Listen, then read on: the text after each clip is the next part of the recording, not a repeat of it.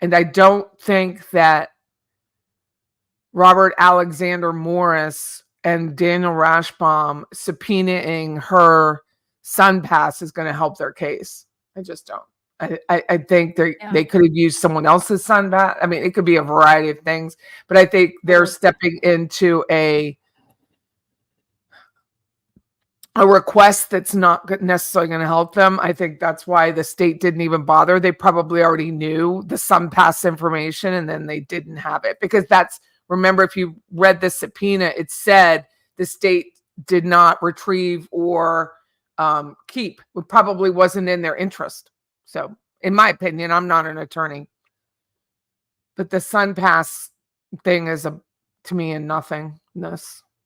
Yeah, it's like a nothing burger because, she could have just taken off the sunpass. Right. Or driven a different car. So. Yeah. Or had someone else's or just paid cash through the tolls. Who knows? Yeah, totally. I guess they just have to look thorough for the sake of their clients. So good. Yeah. But it's interesting. Yeah. I mean, all of that is interesting. And to see how Georgia and Sarah will pull it all together with a different case. I mean, it's a different case, but it's the same case, right? But being able to dodge whatever nonsense Rashbaum and Morris throw at them as a defense will be fascinating. Did you know anything about Alex Morris before? I have been reviewing several of his cases, just like Mentor Lawyer has. He had the recent case that Mentor Lawyer has published with the 2 attorneys here in town that allegedly had molested their nanny and then continued on as when she was into an adulthood. That was a settlement. I see a lot of his cases as plea deals. He had the Hoyt Birch case, which was a plea deal. He had another case, which was fascinating to me as a realtor, because it happened when I first started selling, was a Daniel Tappen case, Tappen. And Daniel Tappen, it was a home over in Southwood. I know the house because I went in the house after the murder and I didn't know why it looked like it did. I was brand new in real estate. And he had alleged that his wife hung herself in the closet in their Southwood home, which is a really nice neighborhood not far from my office. And that was found to be a lie. And so he was charged and he got life in prison. And his name is Daniel Tappen, Tappen. And so when I go in the house, I was going to show it. And the listing agent knew what had happened. But in this state, a murder or death is not a required to disclose issue. We're not required. So I walked in. She says the home was occupied. I'm like, occupied? There's rotted food. And this just was like, didn't feel right. You just get a feeling. There were black spots all over all the walls. I didn't know what it was. And then when I went home and looked it up, it was fingerprint dustings. I mean, that's how recent it was to the murder. No one had gone in and cleaned it out. So my guy made an offer on it, and Daniel Tappen was like, no, I'm getting out. You know, they all think that, right? Don't they all think they're getting out? I'm getting out, and I don't want to sell the house. And he ended up selling it for less than what our original offer was. But yeah. So I know Alex Morris was involved in that case. He's been involved in several high-profile cases. He was involved in the Andrew Gillum federal case. Andrew Gillum was our mayor, unfortunately, for Tallahassee. And he had been charged with some federal crimes, which were, I think they just eventually dropped the charges. But Alex Morris was on his team as well. Well, it sounds like you're really in tune with what's going on. Yeah. So were you living in Tallahassee when Dan Markel was murdered? Yes. Yeah, okay. I remember the date clearly. Oh, it was a big deal amongst realtors because at that time, there weren't drive-by shootings, there weren't crimes, and there certainly weren't crimes in Benton Hill. It was really a neighborhood that was far enough away from the college that crimes like that just didn't occur. It was a big deal. Oh, okay. So how did you hear about it? It just went through. Well, I had friends that were it was at another real estate brokerage that is now the Goodwill on the corner of Thomasville and Benton. And we all talk. It's a small town. There's only 1,500 agents. So we all talk. And then it was on the news that there was a drive-by shooting. That's what the story was. And then it was because of our new system for consolidation, which the Markels ended up suing the city and county because of the delay in the 911 call. That was a big deal. So there were multiple stories around this case that were a big deal. And then it dropped off. We didn't hear anything. We heard nothing until Catherine Magbanua was charged. We didn't really hear anything. Oh, okay. So that's pretty scary. Did you actually know that realtor that Wendy had? Yes. Her name is Lisa. Yes. She had two. She had three. She had Tim Kelly, Jacques Dupart, and Lisa Carey. And Lisa Carey is the realtor that sold the Markel home for her. And she's also the realtor that calls her when she is in the house, at the police station being questioned. And Lisa, to me, was the only person that asked about those children. No one else asked about the children. But Lisa called and goes, "Oh my God, I heard there was a shooting. Is Dan and the boys okay?"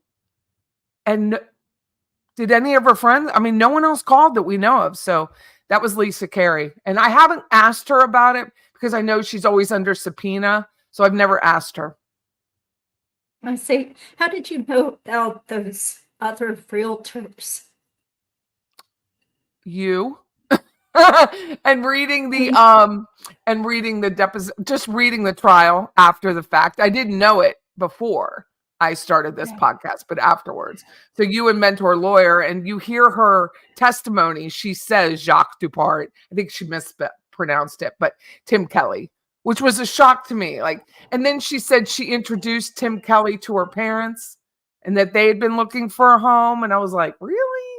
You didn't use your own realtor? So I'm just very judgmental about that. This is the woman who called, that she's just a user for people. Yeah.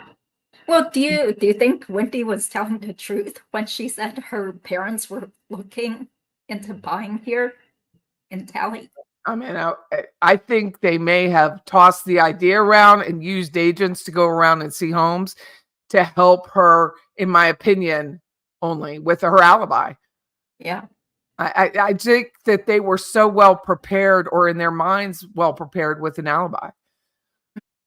Yeah, because didn't it seem weird that supposedly Charlie had a call with her back in October 2013 where he convinced her to stop looking for a house? So why would she start looking for a house again during summer of 2014? I tried to find that house. I remembered Georgia Kappelman saying to her in the question, the house on Beard Street, but I don't see any home, because we can still look back in that data. I don't see any home that was actually under contract on Beard Street. There was a similar home that our company and my broker at the time had listed that she could have easily gone through. But there's only one. It was on the corner of Beard and another street. But there wasn't a home that says under contract during that time frame. So they might have been negotiating and then she dropped it. But that's all I could find, because I did go back and check everything. Okay. Well, that's pretty cool. You're good at sleuthing, so that's pretty awesome. It's the only home I could think of. And even then, it was an odd home. I don't think she was as serious as she says. Every place she's ever bought is not a family home or a serious home, or it's always it's transitional. Even the condo she's been in since 2016 has been very transitional. It appears transitional. It doesn't look like a house. It doesn't look like a home.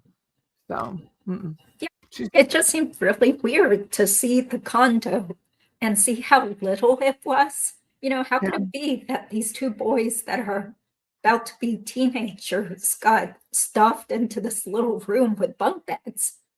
Yeah. Well, she paid I think she paid $6.25, and that's probably what in her mind she could afford at the time, because I have a source down there who helps me look for things, and they said that to get in that school district, it's like 10 blocks.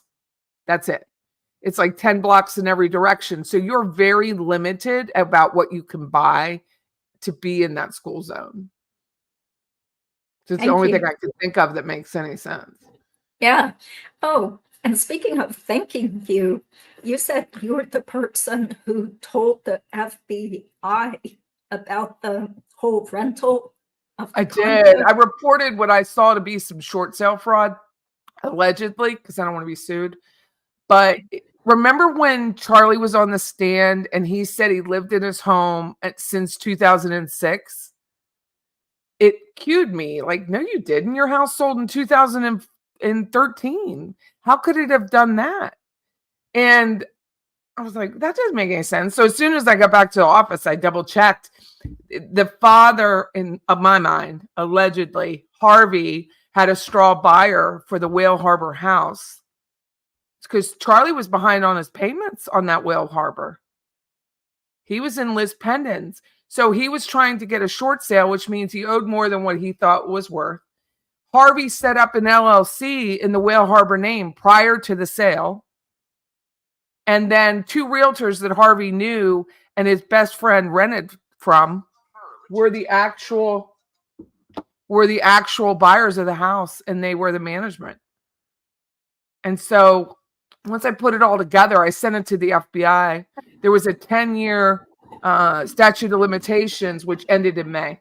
So, and to my knowledge, they did nothing with it.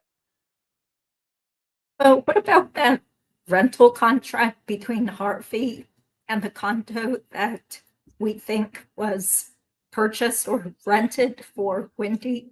So that was another thing I sent to the FBI prior to it. To my knowledge, I sent it. Other people could have. But what I found was a permit on the Markel residence. So when I find something interesting, like I deep dive, right?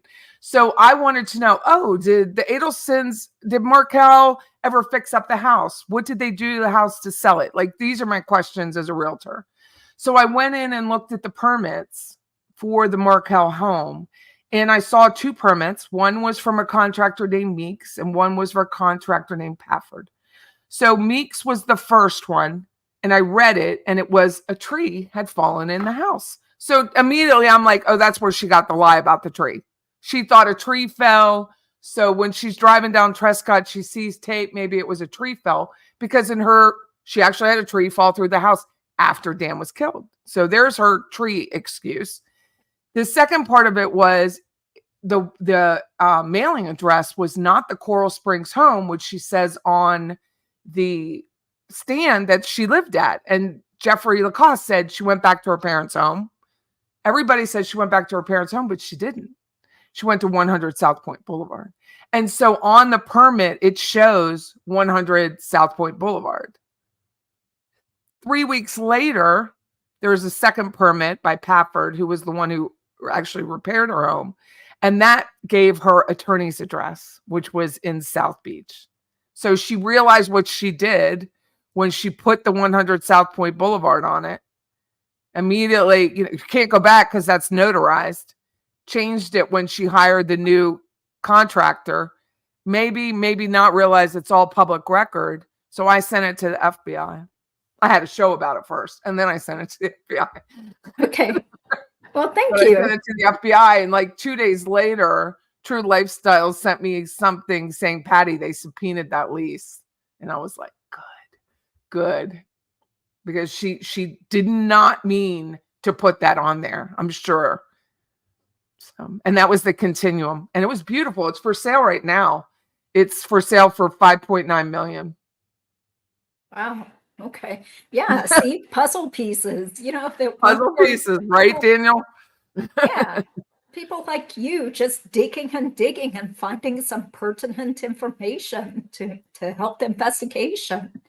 Yeah. I hope so. I mean, even if they'd had it before, the timing is just fantastic. I just am glad that whoever figured that out with me took it seriously, because it is. I mean, they got that lease. I think they signed that lease in May, right? So they were there in June at the Continuum on the beach.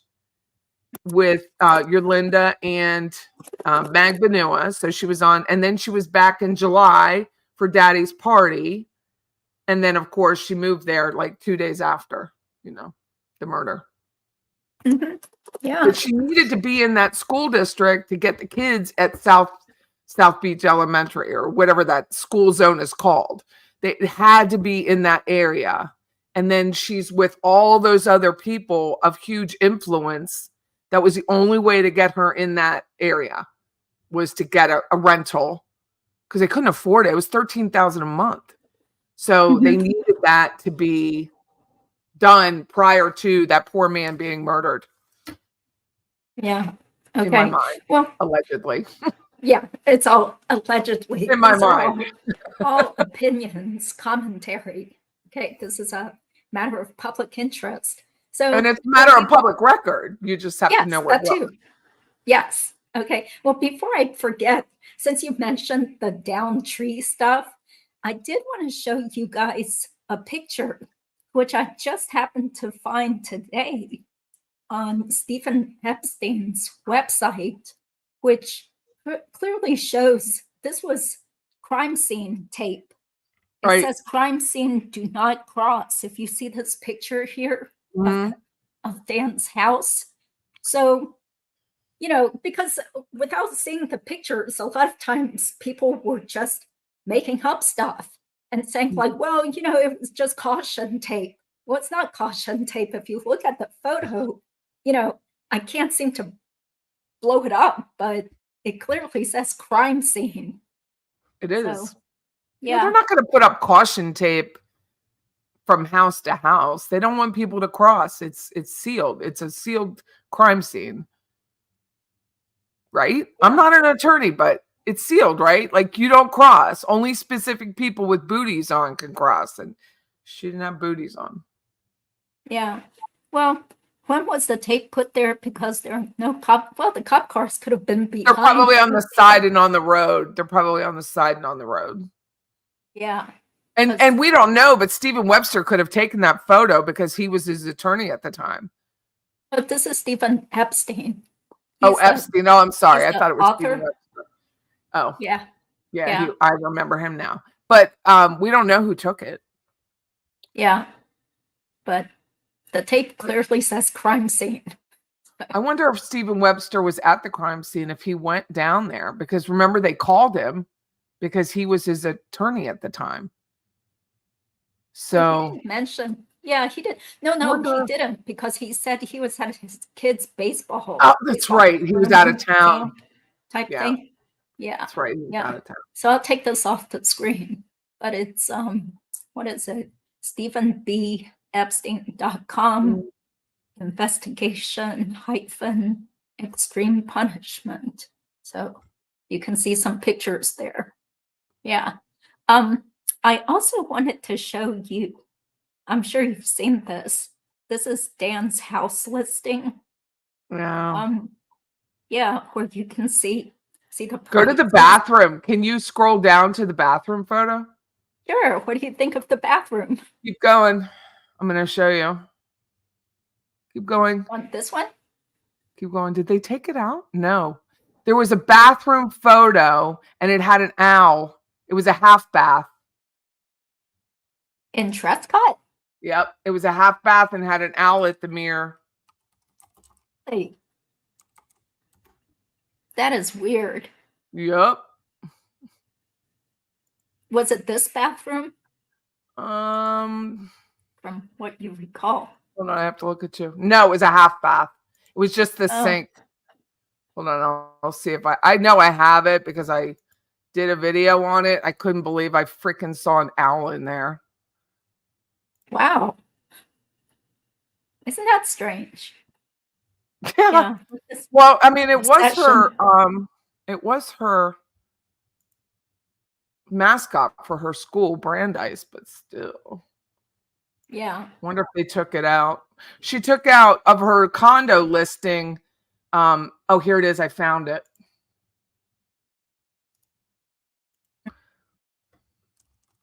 Oh, I don't know if you're number. I don't know if I can or not. And to me, it's number What number is that? 9 of 25. But I'm on Redfin, not on. Oh, okay. You're on Redfin. Well, Mhm. I mean, when I was looking at this, I was kind of I can. surprised. If you'll let me, I can show you. Oh, okay. Let me see. Okay. So it sold in December 2015, There it is. which I'm is kind of about to. strange. Yeah. Are you able Yeah, to it took a just while because it had to go through probate. And she had to be named. So the boys were the owners of the home and she was the guardian. So I'm going to share the screen so you could see it. Oop, wrong one. Sure. If you can do it. There we go. Okay. Oh, So if you okay. zoom, I can zoom in. Hold on.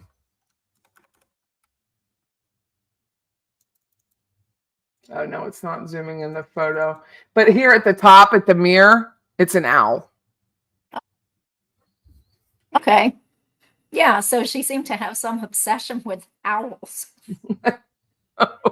I don't think Dan She would. really did, right? It's not. No. I went to Temple University. They have an owl. I don't have owls over at my house. Oh, hi, Jared. Jared says he has friends who actually looked at the house. Oh, yeah. I Isn't believe that you. weird? Like, you would think if you're really interested in a house, wouldn't you Google it, see who the previous owners were? Well, Google at the time, it's not like this now. You could like let me take it off. It's not like this now. Google wasn't as big of an Like, easy way to search you a think? death. Like I had to search. Just think the Daniel Tappen case. I had to search weird ways to find that murder to figure out that all that black stuff was fingerprints, and I had never been in that, so I had no idea. Now I know, but I didn't. Well, was it creepy to be inside that house? I wanted to go back. Like to me, that's why I went on this show on Patty's Playhouse. I really like to focus because it's what I know about the real estate related to the crime. So all I wanted to do was go back because that the closet in that murder for that poor woman was clearly tucked away. So if you when EMTs got there, you didn't really know where that bedroom was unless you knew the floor plan. So it was easy to figure out where his lies occurred if you knew the floor plan on the home. Daniel Tappen. Look it up. It's fascinating. I see. Yeah. But like, don't you think it's still kind of weird that somebody bought Dan's house when the murder hadn't even been solved yet? I mean, Well, they I came from personally, I Googled them because I wanted to know because I knew the last name and I thought maybe that's one of the bailiffs in Leon County who's since retired. He shared the last name and I was like, he didn't buy that house, did he? But it wasn't. This was someone from Alabama. It sold for below market. yes. She lost money on the sale, or the boys did really when you figure it out. But because she was only noted as a guardian of the two boys on the deed, so she had to sign for them. But it sold for below market, so they could have told him, and he just bought it anyway. But he transferred from Alabama. Oh, okay. Yeah. So So they're probably like, hey, this is a nice neighborhood. Let's get it. It's a deal. it is. Yeah. And they still haven't done anything to it. I did a walk up Trescott last week, I think. Last Sunday or the Sunday before, and they haven't done anything to the house. Nothing. Okay. How much below? Well, I'm pretty closed. It's hard to say how many because I don't know enough about the case to know how many offers they got or what they look like or were there issues with it that they took money off after the contract. But it looked to be only like about $15,000. Not a lot. It wasn't a lot, but it definitely wasn't market. Yeah. Same people own it now. Someone's asking. The same people still own it now. Okay. Somebody wants to know, where's your hot friend? Do you know who they're talking about? Who's your hot My friend? hot friend? My hot friend. Who, Scott? the prisoner? Oh, Kaylin. Yeah. Scott's hot. My business partner's hot, if that's it. He's Has gay your and business married, but has your business partner been on your show? he's walked through and giggled and kept walking. But he's on Okay. the radio with me. He's on the radio. Oh, okay, cool. So is he into the Markel case? Not nearly as much as I am. But he can carry on a conversation. So we have a radio show here in Tallahassee and we podcast it. And so we'll do a Facebook Live and he can carry on the conversation and ask. No, we do not have to disclose a murder in the state of Florida. It's not material to the value of the home. Yeah. So they probably weren't aware because they bought it maybe half a year before Sigfredo got arrested. So Right? I don't even know if that was in the news. And after a roof was put on it. So the roof was put on it. Yeah. So it's sold for something like, what, $285K? That's what I recall. Hold on, Because I'm looking it up now. Yeah. It's like I 200 don't something. remember. Okay. Yeah, they paid so they paid $312 for it in 2007. And then she sold it for $281. So she lost money. Yeah. So I'm sure she was telling people about it. So get this. So Tim Kelly, one of the three realtors I mentioned, was their buyer's agent when they bought Trescott. So that's where Tim Kelly came from. And then Lisa Carey, who was the gal and lovely, she is a lovely, lovely person. She is the one who listed the home for the boys. And then Jacques Dupart was the buyer. So I'm curious, did she ever, I'm sorry, let me get rid of this. Did she ever see homes with Jacques Dupart? Or was that just another name that she was able to throw out because he was the buyer's agent for the house on Trescott? We'll never know unless Georgia asks. So Yeah. Yeah. So it's the same definitely lost people. money. Yeah. Yeah. Okay. So same people. Yeah. Let's go ahead. Do you want to answer a bunch of questions? Sure. Okay. Whatever you want. Let me scroll up. Let's see.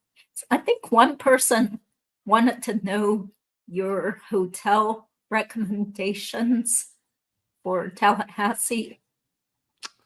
Wow, it depends on what you want. If you want to be able to walk to the trial, you're very limited. There's a Renaissance, which is on Gain Street. There's the Marriott, which is over in Cascades Park. There is, what is that? Like some True. There's a few up Appalachia Parkway, but there's only 3 or 4 right down in walking distance from the trial. But anywhere else outside of there, they can just send me a message and I'll tell them whether I would stay there or not. Most of them are okay. You just want to stay away from the upper part of North Monroe towards I-10. That's just Hooker and Meth, and you just want to stay away from it. Don't stay at the Budget Inn because that's where Sigfredo and Lewis stayed. The Brookmont, which is now the Baymont, it's just trash. So anything north of, say, 7th Street, don't do it. Not northeast, east of 7th. Okay. I thought there was the DoubleTree was the closest to the courthouse. DoubleTree is that's nice. Where, yeah, I thought it was okay. Did you book your room yet? Yes, I have, but I don't think it would be safe to say where I'm staying at. Well, my room is booked because I live there, but I'm not walking. I'm driving. I said my room is booked because I'm there. Wait, don't you live there? Yes, I mean, why would you book a hotel for staying here? But if somebody has an RV or something, they might be able to park in my parking area at the office. So I could probably take 1 or 2 here. They just have to pay me for the utilities. Okay, that's nice of you. Wait, so did you say you're getting a hotel? No, I said I'm not. No. Oh, okay. Okay, sorry. Okay, so one person wants to thank you for bringing us Morgan Broadback Honeycutt. Freaking hilarious. What did you say about her? So I was making fun of her like I do. I mean, I'm not very professional. Okay. But I was making fun of her and that Jeff Burlew photo where she's sitting outside looking like a thug, like monitoring Wendy while Wendy's just playing on her phone. And then the fact that she guarded the bathroom and wouldn't let all the females in during the court break because Wendy was tinkling is just beyond me. So I was like, God, she looks like a broadback. And that's all I said. And the lady remembers it. So thank you, lady or gentleman. So I call her Morgan Broadback Honeycutt. So okay. Well, hopefully she isn't litigious and she's gonna well, what is it going to be? Is her back broad? Her back does appear to be broad. Okay. What's she gonna do? And she did look like a pit bull when she was sneering at the photographer. My point was like, you're blocking people from going into the public courthouse restroom. I was like, no, you're not doing that to people. It's ridiculous. Yeah. What if other people had to use the bathroom? Was she she literally wouldn't let them go. If Wendy wants privacy, there are other restrooms in the courthouse. She's an attorney. I'm sure she could figure that out. Okay. All of Harvey's A's are capitalized. Yeah. Yeah. Haven't heard anything about that smaller courtroom, but they do have another little hearing on September 12th. So that'll probably be discussed. Hashed out there. Did you send a note, right? You sent a note to the judge? Yeah. I think that's all we can do is the issues that will take place. And I think Katie Kool-Lady put it she's been to a lot of court hearings, is that the extra staffing there will be. I've been in courtroom B. Her first case management hearing, Donna Adelson's first, was in courtroom B. There's only 2 benches in front of where the Judge Everett would be sitting. And there's like 2 benches, very small, to Judge Everett's right. That's it. There is only room in this case for media, not for any gallery. And that's what they want. That's their goal. That'd be terrible because the Markels do have friends and relatives. Yeah. So, and I emailed the court administrator about it and just to see what she would say. And she said, media first, family first, and then media. And that the media closet is literally a coat closet. There's no room for law and crime and whoever is running the pool to go in there and run their equipment. There's no room. There's no room. Okay. Yeah. So are you planning on getting a media pass? I emailed her about it, and this is where I don't think maybe she didn't understand what I was asking.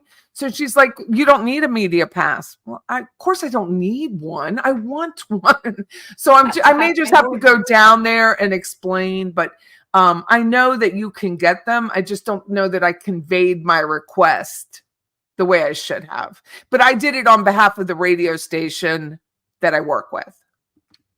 So I may just have the general manager, he's the CEO of the radio station, call. That might be easier than just me. Okay. But I'll let you know if I have an issue. Yeah, thank you. Yeah, because Mentor Lawyer, he did say if I wanted to get a media pass, he could help me. So I'm like, okay, sure. I think we all need help with that, just because I don't know that she is understanding it. So yeah, she probably doesn't understand how many people want to see the trial because, before Charlie's trial, I had called them and asked them, can we bring tripods into the courthouse? And the person was totally baffled because I guess nobody had ever called them to ask about it. And she said she would ask somebody and get back to me, but she never did. You can, because the TV people bring a tripod in. But it's only for the pool camera. So when I went to the case management hearing, Kendall Brandt with WTXL, who did a lovely memorial for Dan Markel's 10th anniversary, she didn't have her tripod. And she was like, I don't know if I should, because if you're late with Judge Everett, you're not getting in. So she went down and got her tripod just in case the pool camera didn't show up in time, so that there would be a camera and a tripod available, which is, I'm glad she did, because they were late. So, but they do bring a tripod in. You wouldn't necessarily be able to set one up because they only have the one pool camera. Oh, okay. Yeah, because I was just thinking it would be helpful to bring a selfie stick type of thing, in case we wanted to record. So they haven't made the announcement yet, but we will not be allowed to have any devices inside anymore. Okay. Because I asked the people I knew, the bailiffs I know.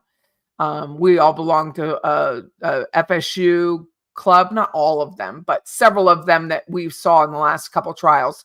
And they're like, we're just not having it anymore. And likely no food because people left a mess. So you're saying they're not going to let us bring computers or cell phones into they the didn't courtroom? for the case management hearings. Nope.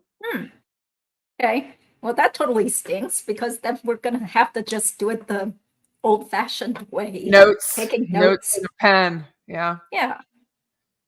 That stinks. We're not I mean, maybe if you're media, maybe if you get that media pass, they'll let, but you know how, I mean, I think we were all there. You saw people, they were listening with earbuds, watching on their phone, and the noises, and it's just, I think they're just going to control the outcome a lot better. So. Okay. So I'll be prepared and bring a bunch of old-fashioned notepads to take notes. I mean, yeah, I think they'll let us know more the next hearing. I think August 4th is I mean, there was some, not as case management, but there's deadlines, not August 4th, August 12th. There's, not the exhibits, but the witness list is then. Yeah. But I'm going to email the state attorney's office closer to and just say, and it's really not, I mean, it's him, but it's also the bailiffs. So they can tell you, even if the judge doesn't tell you, put it down, move it, get it out. So I think it just depends on who the final bailiffs will be. Okay. So who do we think is going to be the lead attorney? I would still guess Rashbaum, because he seems to be the one who's, he's been doing this case for years. But I think probably for jury selection, probably Morris, because he's the homegrown person. So, I think Rashbaum will be lead in name only. Mm-hmm. Yeah. He gets more money. But I think the last couple hearings that I've been to everyone for her. Morris is the one who is there, and he's the one standing up and speaking more to the judge than Rashbaum. So I think it's in name only, and I think he's going to do the voir dire, if I say it right. And I do believe, I mean, he's going to be the one to have to, could you tell us how this works?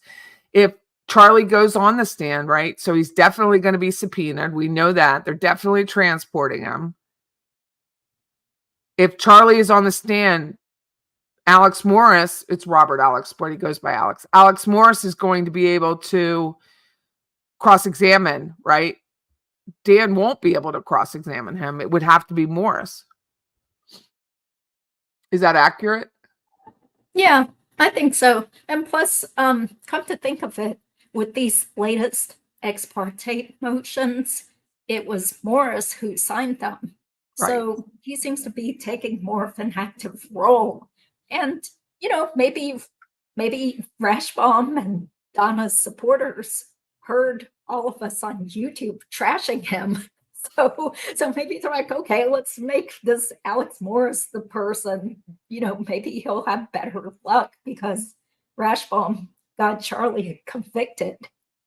So I think I don't know if you've spoken to Mentor Lawyer, but I've spoke to a couple of the media people in the case management, and it's just an assumption, but the mood of the defense was nowhere near as light as the mood of the defense for Charlie. They seemed a lot more serious to me and a lot more sullen to me than they did with Charlie's case. in the case management hearings. It seemed very different mood to me. I know with Sarah Dugan, bless her heart. I don't know if you noticed it. I love her. I love her so much. But she just gets up out of state. Do you have anything you want to say? Actually not, sir. We just want to point out that the defense isn't ready, and then sits back down. She was just so to the point. She never opened her laptop for the Zoom link to see Donna. It's like whatever. I'm not going to acknowledge her. Yeah. Nope, we're here. Let's go. And it was a very different feeling to me. But I would be interested to hear mentor lawyer's opinion on that. Makes sense, because I remember with Charlie's case, Rashbaum seemed to be kind of jovial and kind of like trying to buddy up to everybody. But I guess now he feels more humble. So perhaps he's not as cocky anymore, and he knows to just keep it quiet. I don't know, but he was smiley with Sarah, but there was no banter the way there was with the last case. Yeah. Very different. Okay. Yeah. Meanwhile, Donna was all smiling and just hyper happy, like putting on her show. Somebody's been coaching her for sure. I mean, she needed to be like that, but that's not for the jury. That's just for her own self-awareness. What happens though, Judy, when she's sitting there and her son walks by in shackles and handcuffs? And her daughter's walking in. Like, it's a lot. It's a lot. Yeah, hopefully she actually feels some remorse that she's gotten her kids into this whole mess too. But I don't know. Who knows? Have you ever seen another trial like that where the family is brought through as no Chad Daybell, but not Chad Daybell, Murdaugh, but his kid wasn't in shackles. Like this one, the adult child is in shackles. Yeah, it's like a whole family affair. As people said, they should have a wing in the Leon County Jail. Do you think Harvey will come? Do you believe Harvey will show up? Do you believe Harvey will show up?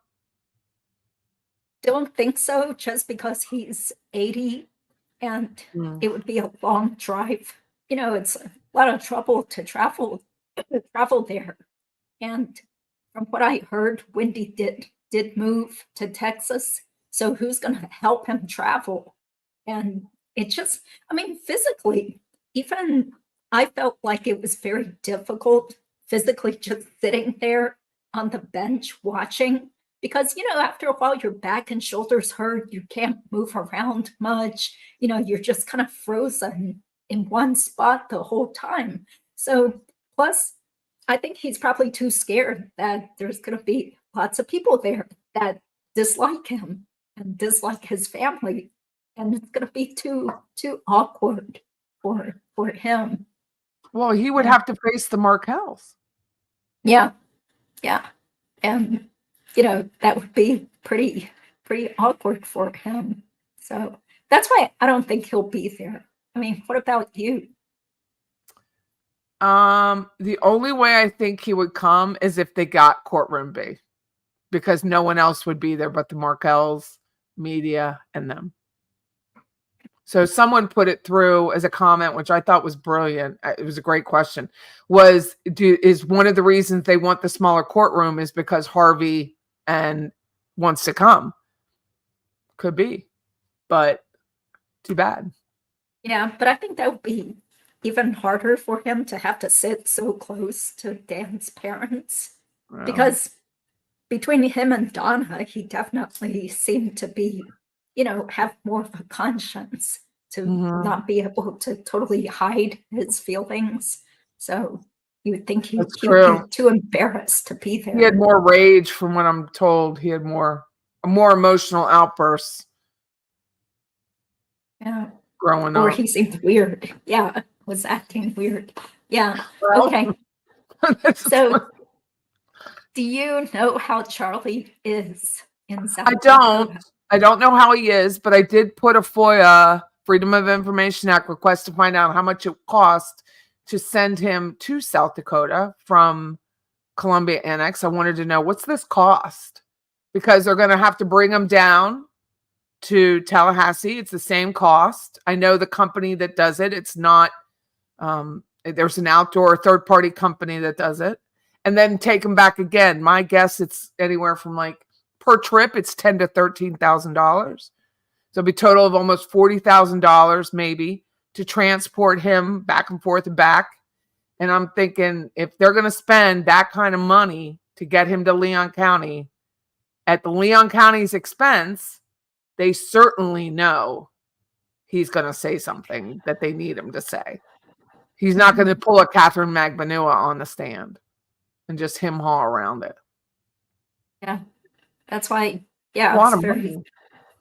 yeah, I was very surprised to see that it said he's a state witness and they want to transport him. That's so weird. Isn't that exciting though? I mean, can you imagine if he actually turns?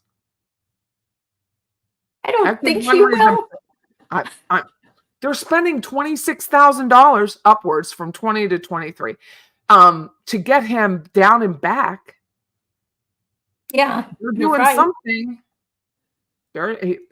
There's something going on. No, Sarah's just like, I'm up and I'm right back down. There was a lot of confidence exuding from Sarah Dugan. So, I mean, he could always change his mind and not do it, but it's a lot of money. Yeah, totally. And I'm sure they've deposed him, right? Wouldn't they have taken a proffer? Wouldn't they take a proffer from him beforehand? Yeah, I mean, if he did flip, which I think it's unlikely, but I don't think that would have been made public though. No, but they would have. They would have an idea of what he was going to say. Maybe all of those threats against him, because we have no idea.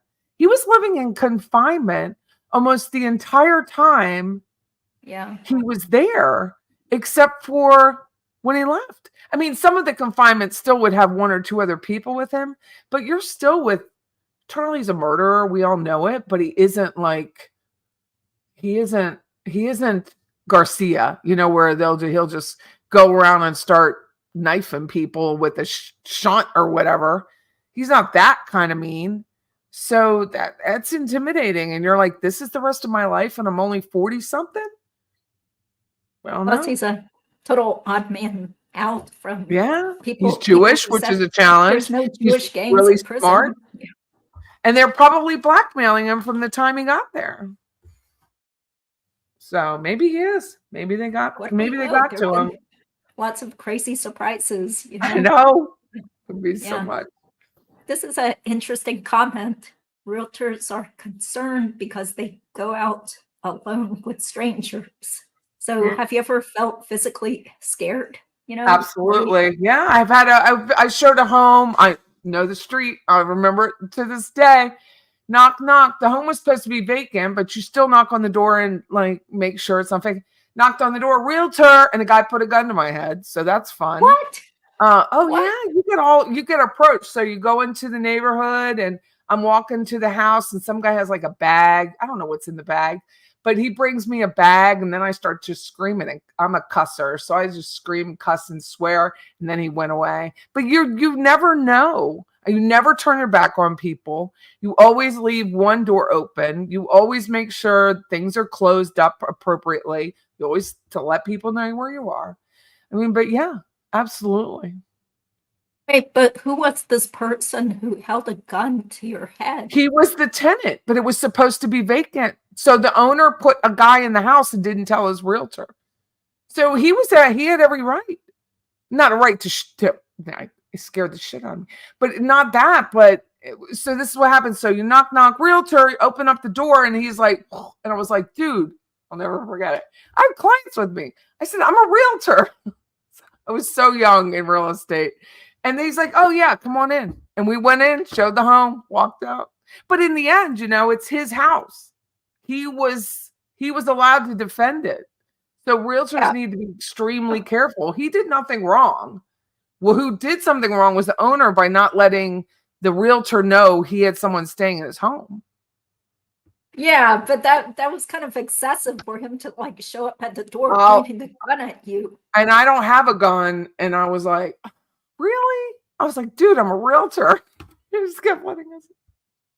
I was Surprised so you young as a real estate didn't. agent. I was so naive. It's like the fingerprints on the wall. I didn't get it. Oh my I didn't get gosh. Well, didn't you say you were a nurse for quite a while? Yeah, but I did cancer. Oh, I wasn't an ER nurse. I didn't see yeah. I didn't see violence in my nursing. Yeah. I saw death, but I didn't see violence. Yeah. So it fascinates me how people react. So what made you switch from being a nurse to real estate? Well, my second husband is a real estate broker and a property appraiser, but I ruptured my Achilles tendon and it was a mess. So I had to be in a cast for 3 to 4 months, and you can't work on the floor in a cast. So I had to figure out something to do. I had 3 kids. So I went into real estate and I haven't looked back. Never went back to nursing. Okay. Yeah. Did you say you also worked in a prison before? I worked at Leon County Jail as a nurse. Oh, okay. For how long? I only did nursing here for 3 years before. So it was about 2.5 years. I was an agency nurse. I worked at the jail. I think the storm is here. I worked at the jail and I liked it. I mean, it was the easiest nursing job. No one can hit you. No one can punch you. They can't threaten you. So you're the safest you could ever be in a jail. I liked it. Well, what kind of problems did you I usually didn't. treat? That's my point. No one gave me problems. So if you're walking around the jail, you always have a deputy with you who's the officer because they're deputies. And they take you from cell to cell. And even the crazy, really crazy ones, they're right there with you. I never felt defensive or without ill at ease. And I'm more of a guy in a lot of ways than I am a girl. So I just didn't feel that way. I was the safest working as a nurse at that jail. And it was I know they talk about, like Tim Jansen talks about, he's an attorney that is often on STS, the smell. I didn't have that experience. And I worked the whole jail. I gave everybody pills. That was my job. They would be out getting ready for their trials at the time because they didn't Zoom so much. So at 4:00, drug pass was all of the dregs of society and all the murderers, everybody, but they were very nice to me. And that's how that's why when, what's her face? Like there was somebody said Donna's being treated like a princess. No, she's not. No, she's not. She's being treated like an inmate, and that's what she is. Well, you mentioned giving out pills to people. Yeah.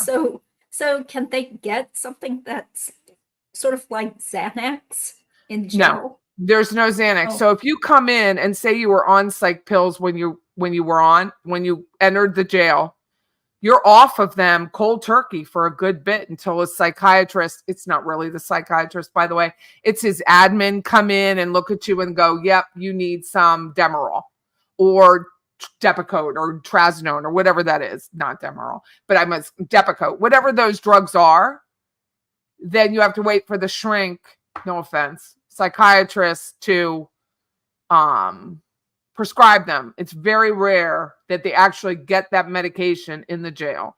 And the only one I truly remember her so well, and I think someone who follows me knew her. She was a girl who was savant as far as playing the piano. She was amazing. And she just diced and sliced her mother up. So yeah. that in that case, wasn't she Chinese or something? Yeah, Chinese she was. American? Yeah, I remember. How do you remember that? You remember that? No, it's because you told us about the case. Yeah, she was Asian. And one of the girls, I think her name is Rebecca, said her mother had worked for her or something like that. But she was the only one I knew that she was really on the strong stuff because she was seeing and hearing things. But you're not getting the Xanax in the jail. Everything is locked up. Everything is on a timer. And that was, oh, how long ago was that? That's 20 years ago. So you don't have the ability to just hand somebody. If they're getting anything, they're getting a shot. They're not getting the oral because they can hoard the oral. So they'll get it in a shot and then that's it. They can't hoard the shot. Yeah. Okay. Thank you. That's very, very interesting. Is there any way to find this info? I don't think it's public, right? What? How the jail runs the policy for the drugs? Oh, no. What this person is asking when I don't know. gave notice. I Yeah. want to give notice on the house she rented when I seriously want to know when Wendy gave notice on the house she rented when Dan died. Well, that is private. Contracts and leases in the state of Florida are private, and we won't know. But we do know because I looked it up. The house on Aqua Ridge was rented, had a new tenant a month after she left. So she was about at the end of her lease anyway. I do know I know very well, I know him, but I have not asked him these questions because A, it's really none of my business. And B, he could be under subpoena in the future. I don't want that. I don't want to blow a problem that I don't know. I'm blowing a problem. But he requires a 60-day notice. If not, she would have had to pay extra to vacate. Which they have the money. I mean, they have the money to do whatever they want. They had the money to buy that house if they wanted. Yes. So no big deal to cancel. You know, right. That's just. But it was re-rented a month after. It was re-rented a month after. And you can look it up, Judy. If you look it up in realtor.com or Zillow, it will have the listing dates, at the bottom, and it will show you when it was taken off the market and re-rented and that kind of thing. Okay. But if the contracts are not public, then how did people get the whatever it's called, the condo contract that Harvey signed?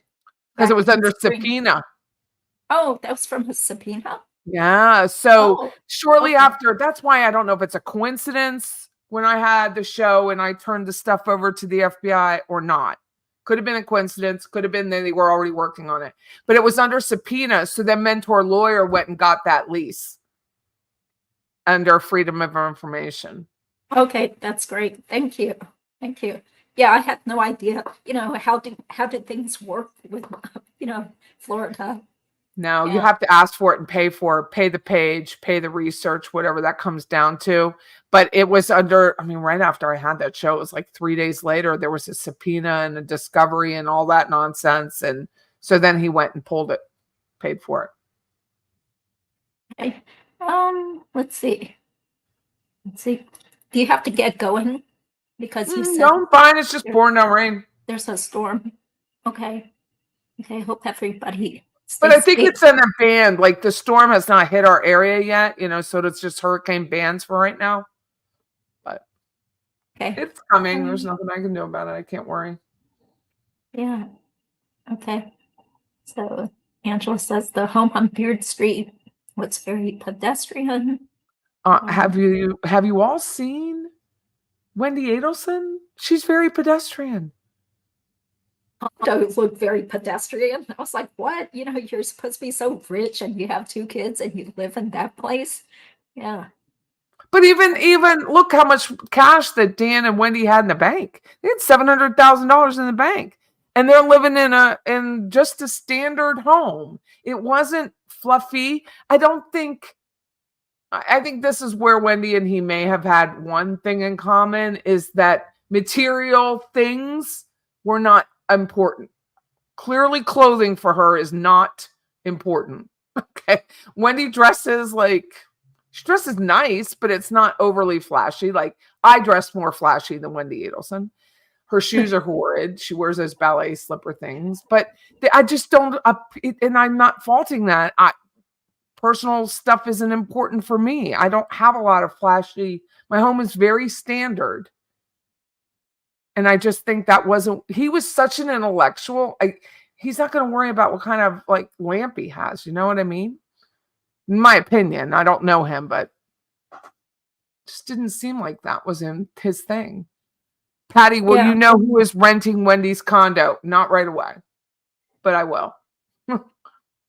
Not right away. It'll take a little Well, while for all the public stuff to update, like utilities and kind of thing, and then you can look it up. oh, so that stuff is public? Interesting. It is if you pay for it, Judy. It is if you pay for it. Oh, okay. Okay. Well, Ruth wants to know, I don't know how to flash this up on the screen. Let's see. Oh, thank you, Ruth. What are the chances Charlie's going to take responsibility for the whole thing and his mom knew nothing until, well, I mean, that would still be kind of unbelievable. I don't think the state would believe him, even if he wants to jump out and say, I did it by myself. My mom had nothing to do with it. I don't think they would believe him. Well, not at all. And it was you. I think it was you who shared maybe it was you or Mentor. You were on with Mentor, and it was a Charlie Donna call. And Charlie says, if I'm guilty, you're guilty. This after his conviction? Yeah. It said, if I'm guilty, you're guilty. Now, the context was more than that, but if you just take that little slice of heaven, it was about the same time he talked about Wendy driving down Truscott. So, yeah. Well, maybe, do you think he was saying it in a sarcastic way, just like kind of echoing? I think it was a foretelling to say, if they're going to find me guilty, they could find you guilty. Not I'm guilty, so you're guilty. But if they're going to find me guilty with really he didn't have the weapon in his hand. He wasn't present at the site. So if they're going to find him guilty, they're going to find Donna or Wendy guilty, which is true. Okay. That's how I heard it. I don't remember that. So sorry. I guess my memory's fading. Yeah. Jared's saying, this gentleman's saying he was telling Donna to flee as soon as possible. Yeah, probably more hints and code words. And I think that was the theme of the show, was about did Charlie knew a while back that Don was gonna go. Yeah. Yes, that's what Patty recalls. Charlie said that. Yeah. If he could be found guilty, then she could be found guilty. Yeah. Without Rashbaum defending. If Charlie takes the blame, no. I don't know. I don't think the old lady can get. I think he can. If let's pretend, Judy, you're the attorney. If he says I'm guilty, if he says I did everything, then it automatically makes Donna guilty, no matter what he says. First of all, because he's a liar. But second of all, if he's going to stand there and say that, then everything that he said was true. Then everything is inferred that Donna is guilty. Yeah, because Donna's defense hinges on Charlie lying to her or giving her a false story, claiming that, well, we're being extorted, so you need to write these checks to Katie, right? But if he says that's a lie, then it's kind of like, well, then she knew what was really the truth. Mm-hmm. Yeah. Because fascinating to me. There are just way too many phone calls between them. Yeah. It's the stupidest thing ever. None of that had to happen. They just could not help themselves. She could not help herself driving down Truscott. They just could not help themselves. That's right. They were pretty stupid in some ways. So yes. Donna is Norman Bates creepy. Yeah. Yeah. Let's see. Oh, can we get a link to Patty's channel? Okay. Yeah. I thought everybody was subscribed.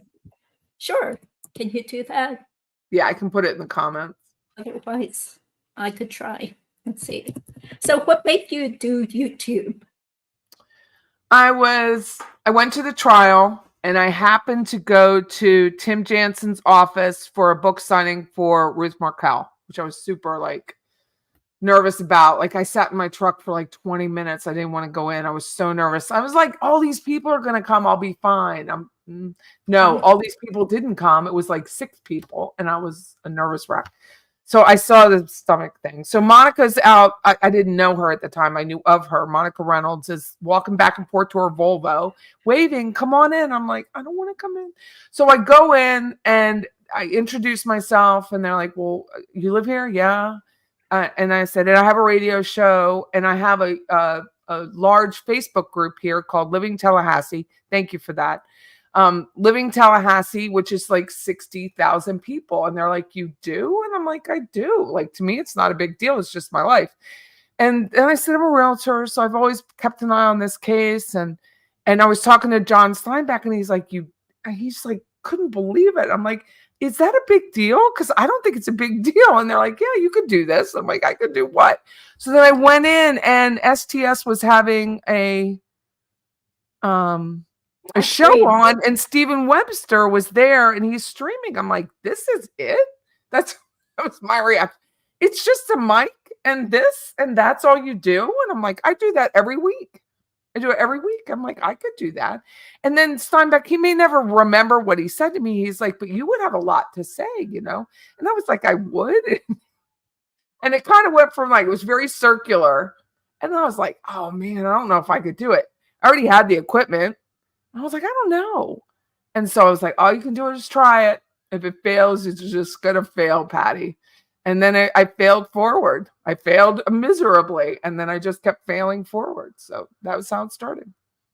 And you weren't failing. Why do you say? Oh my God. I would never watch those first couple shows. But like I was on poor STS. Like they'll probably never have me back on. But that Steve, who I guess books his stuff, like he's like, Honey, you should come on tonight. And I was like, I should. And so I had been on another person's radio show. And then I got locked into a church and I didn't have internet. It was everything that could have bad happened. And all I could do is apologize to Joel and Steve. And it was a mess, but it was funny. And I hope I made it funny for people because that's all you can do is make them laugh when you're failing. And so now I have, you know, I've done, I think 120 or 30 shows and I can't believe it. Fail forward. Yeah, that's pretty impressive. Actually, somebody left a comment on STS saying they should have you back on again. Oh, it was very nice. Like, yeah, he's been on what, once or twice? Yeah. Yeah, that's very nice. I mean, all you could do is giggle. And Steve made me laugh. And I don't know if you remember the trial. Steve from STS had lost his wallet or didn't take his wallet. So he was like bumming, he was like bumming 20s off of everybody. The poor guy. And it was just the thing. It was just, you know, the lightness that you have to have when you're watching a murder trial. But Steve made it so funny for me to fail. And I just really appreciate that. So I never have anything bad to say about them, anything but just how kind they were to me. So that's it. Yeah, I mean, they really were. But, yeah.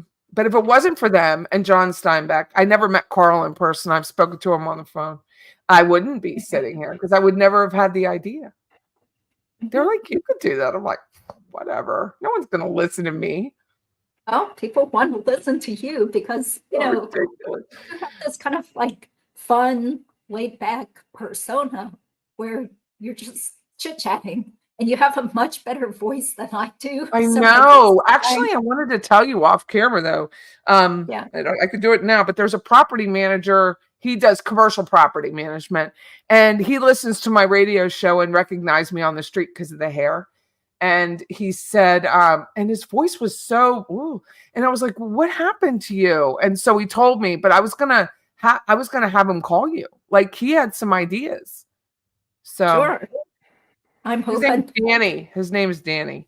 But he actually went to, I think he had to go to Shands or he went to Mayo. He went to Mayo for help in Jacksonville.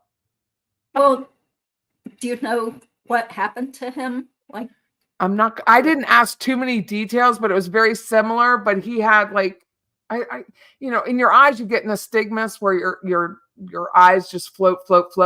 And I forget the name that he had, that he called it, because it wasn't something I was familiar with. But he went to the Mayo Clinic in Jacksonville, and that's how he got help. He had to have surgery. He did have to have surgery. Oh, okay. Well, I do have a couple of appointments coming up in a couple of weeks. So we'll see. Is it like that? I'm gonna diagnose her now. Is it like it all the time, or is it only like it in the afternoon, or when your vocal cords get tired, or? Predictable, but definitely talking too much makes me feel a lot worse because I can just feel the dryness and the Is that what irritation. happens? Do you think? Is it irritated and dry? Yeah, so I'm constantly drinking tea. I'm sucking on lozenges and got different Interesting. teas and stuff. But at least I don't have cancer. I don't have nodules. I'm not a candidate for Botox injections. So, Oh. but the weird thing is that if I make the Donna Adelson voice, I can speak a lot faster and more fluidly. If you want me to talk to you in the Donna Adelson fake voice. My husband was watching with me. He doesn't know a lot about the Adelsons. It's not his thing. But we were watching your last one, Oh, and it was just so good. It was just thank so, you. so spot on. I hope that I know you have to know that they watch us, right? They definitely watch us. Because for Yeah. me, I made fun of Wendy's shower in our condo, which was absolutely filthy. It was absolutely filthy. Oh, And so and when they they took it down. Yeah. they took that photo down, and I was like, Mhm. oh, she's watching, but it was filthy, Wendy. Okay. And so you know that they watch you, do Donna. Okay. Well, I gotta be careful, but everything is just our interpretation of Right. what we've seen. So, this And is commentary. unfortunately, here's something to help you for the state of Florida. They just changed our defamation laws, and I know this because people defame me on a regular basis here in Tallahassee, and there's Oh, nothing you can do about it. So there oh, was a case not too long ago where there was a law enforcement officer, police officer, tried to sue for defamation. They said, no, you're a public person. So if you're public in any way, you have almost no rights to defamation. It's very, very, very hard in Florida to sue for it. So, yeah. And you're public because you have a radio show well, and I mean, you're what I'm saying is the out there. Adelsons are public. The Adelsons are public now. It is maybe not by any fault of their own. This man was public because of his job, not because he wanted to be. He was a public servant. But the court case, I'll look for it again, found that too bad. People are allowed to call you bad names and say bad things about you. Right. Maybe they can ask Donna when she takes the stand if she was in contact with a realtor in Tallahassee. Yeah. Yeah, who knows? I don't think that would probably be like a big thing to help show her part in Well, the wouldn't murder. it show that if that's not true, that they were setting up an alibi for their daughter? So it may not be for Donna's case, but it could be for Wendy's. Because everything was a setup for Wendy. Everything is about Wendy. Yeah. So hopefully authorities have spoken with these so-called realtors about They've definitely any. spoken to Lisa because she was on the Yeah. subpoena list. Oh, okay. Like weird behavior before and Well, I mean, they after. just would have spoken to her because she was the only one who called in to the police station on Wendy's cell and asked about the family. So they may have, and she was actively helping her at the time look for a home. I see. Okay. Let's see. Well, Tamara testifies against Wendy. Yeah, I think she had some interesting opinions about Wendy's just deceitfulness towards her. That girl is so insightful and so brilliant. I don't think a lot get past Tamara. I mean, I think she's like a double PhD, to Yeah, my research. she has a PhD and maybe a nursing degree plus the Harvard JD, yeah, JD. Yeah, pretty impressive. Yeah. and Um, on Harvard, like, yeah. And she was one of the few people who seemed genuinely devastated, because some of the people that I saw the interviews with from the police interviews on Deep Dive True Crime, I was like, come on, your friend just got murdered. Why? I, I was just kind of turned off turned off by some of the people's I demeanor. questioned that too. There was another female that he has on his, I think it's under membership only, which I'm a member of his. And I was like, you're sitting there just so calmly. And maybe it's a different level of intelligence that I don't have. I'm a Pisces, I'm hyper emotional. But I'm like, maybe that's just a different, maybe they're just shell shocked. Maybe they were shell shocked and just couldn't believe it. I don't know. Yeah. You mean the person that Wendy gave the clothes to? Yeah. Mhm. I think her name was Ryan. Yeah. Ryan Conk. Yeah.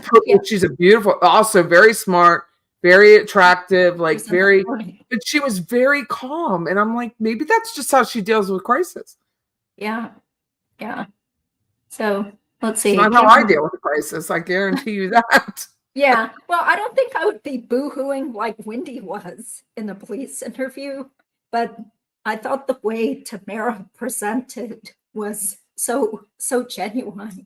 And, you really feel sad, really feel sorry for her. Yeah. Don't you feel like she was in that, I call it like she was in that in between, like she was so sad about her best friend. And then she just couldn't freaking believe the Adelsons.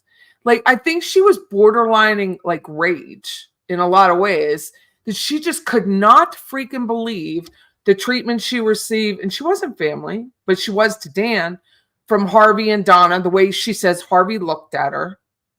Mm-hmm. Just like, she was just like, I can't believe you're doing this. I can't believe this happened. I can't believe that you ripped this man out of my life. I can't believe it.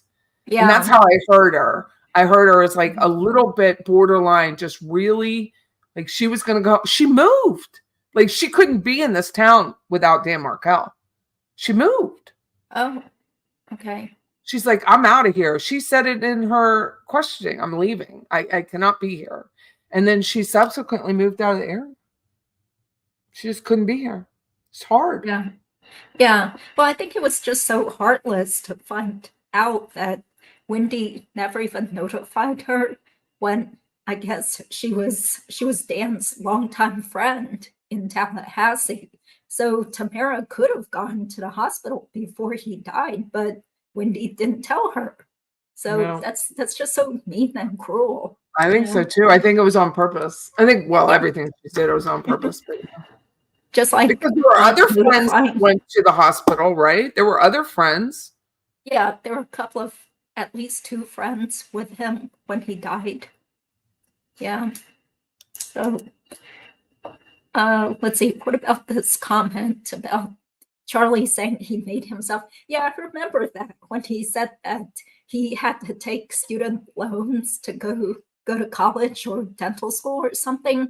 Mm-hmm. So, whereas, he felt like Wendy didn't appreciate what she had and she's had it so easy, So that kind of brings out the resentment that I sensed between him and Wendy. He feels like he worked hard to get his wealth. Yeah. I don't think they were as close as they pretend to be on the stand. I don't. Yeah, who knows? I mean, I guess that's I don't think they called each other. There was some other story or call or something that it implied that they didn't speak as often, like growing up. Like I think Wendy implied it, that she didn't talk to her brother as much. He had his own life. He had his own girls. She wasn't sure who he was dating when. Like, I just didn't think that they were as close as possible. I think their only closeness came through Donna. Oh, yeah. Well, thank you, Trish. Yeah, thank you, Trish. Yeah. I think Donna is the force that made this family move to Wendy, except for Robert. He wouldn't move to Wendy. So, yeah. Oh, I was going to ask you, how did you even know about that get together at Tim Jansen's office last year? How did I know? I don't. Well, we were in the courtroom and there was, I think it was an announcement on YouTube or Steve or something. Cause I was the the majority of the gallery was YouTubers. I mean, let's face it, until Charlie was there. And it was just the thing that said Mrs. Well, I called her, she's not Mrs. anymore, but Ruth Markel was signing books. And I was like, oh, I should go. I really would like to get a book. And I don't read them often, but if I own a book, usually it has an author's signature in it. And so that's always important to me when I buy a book. And so I went and I was like, oh, but Steve was very gregarious. It wasn't because of Joel or anyone. Oh, the other thing was fancy fiction. So fancy fiction worked, my radio producer and Fancy Fiction worked together at Blockbuster back in the day here in Tallahassee because she's from here. So I think she either mentioned it or something. She's very kind to me. And at first I didn't know who she was. Then I figured it out from the graphic because she had not shown her face before that trial. And they're very kind. So I think it was a conversation between that. She had sent me a text. And Greg Tish, who was our producer, he invited her on the radio show, his morning show. So she'd been on that. So it was just, I think, just conversation bantered about, but not many people were there. And I was really off put by that. I thought all these people were going to come. Oh, yeah, it was probably, I mean, I wasn't there too long because my husband was out in the truck, but I think there were about 20. But she had plenty of books, and she was just, Mrs. Ruth Markel was so kind to me and just sat and chatted with me for a few minutes and wrote such a lovely note. So it was really nice. Oh, so I was grateful that I went, even though I was like, why am I here? I don't belong here. Why would you belong there? I mean, don't know. Judy, I didn't know anybody. I knew Tim Jansen, which I don't think he remembered me because he'd been my attorney years ago. And I was like, whoa. But I just kept walking. I didn't want to have that conversation. Okay. Well, can I ask what Tim helped you with? Or it was for hacking. Yeah, it was an ex-husband thing. So yeah. Oh, okay. Yeah. So I was arrested, and I called Tim Jansen because I didn't know anybody here at the time, but his was the largest ad in the back of the phone book, right? Oh. So I called, and it was actually his attorney Elin, E-L-I-N, who represented me. Cost me like 10 grand, but it worked. Mm-hmm. That's what happens when you hack. Don't hack. Oh, okay. but no, it was my ex-husband. It wasn't really hack. I just knew his email password and I used it. So it wasn't really hacking. But under the state of Florida statute, it was hacking. And even if you know someone's password, don't use it. That's my lesson for that. But that was Tim Jansen. And he wasn't in that office. He is, of course, he's moved to another divorce attorney. He moved to that office since then and redid it. And his office is beautiful. But I was like, it's gorgeous. Plus his wife is Tim's wife is a big, very socially involved. They give back a lot. The Jansens give back a lot to the community. So I know her from that. Okay, that's cool. Yeah. So let's see. Do we think Harvey will go to Vietnam alone? No, I don't think so. I think he'll end up in Texas with Wendy, depending. Yeah. Their house isn't listed yet. That condo's not listed. But it's worth a fortune. Yeah. Yeah. I don't think he would just go there by himself. Yeah. It didn't seem like he had ever been there. So, yeah. Oh, I think they'd been there. Remember they were talking about some tunnel? There was some tunnel. Well, maybe they just read about it because I did some sleuthing.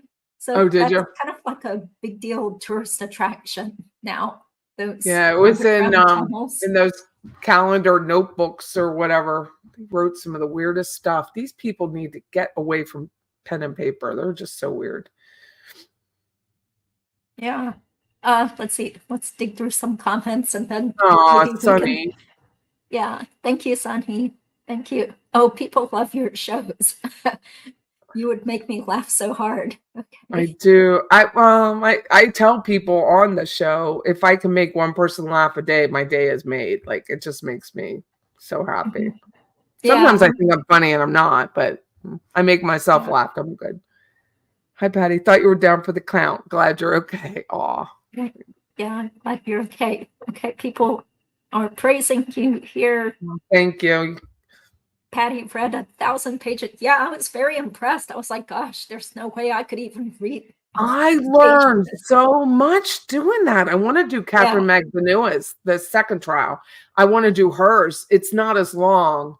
And a friend of mine who just moved out of the area, he was on her trial. He was a juror. And I was like, I get so nervous. Judy, how do you ask people to be your guest? Let me ask you some questions. How is it hard for you to pick up the phone and say, hey, will you be my guest? Because it is so hard for me. Oh, well, I try not to pick up the phone too much anymore. But okay. Well, what do you do? Text or email them? Email. Yeah, usually just email.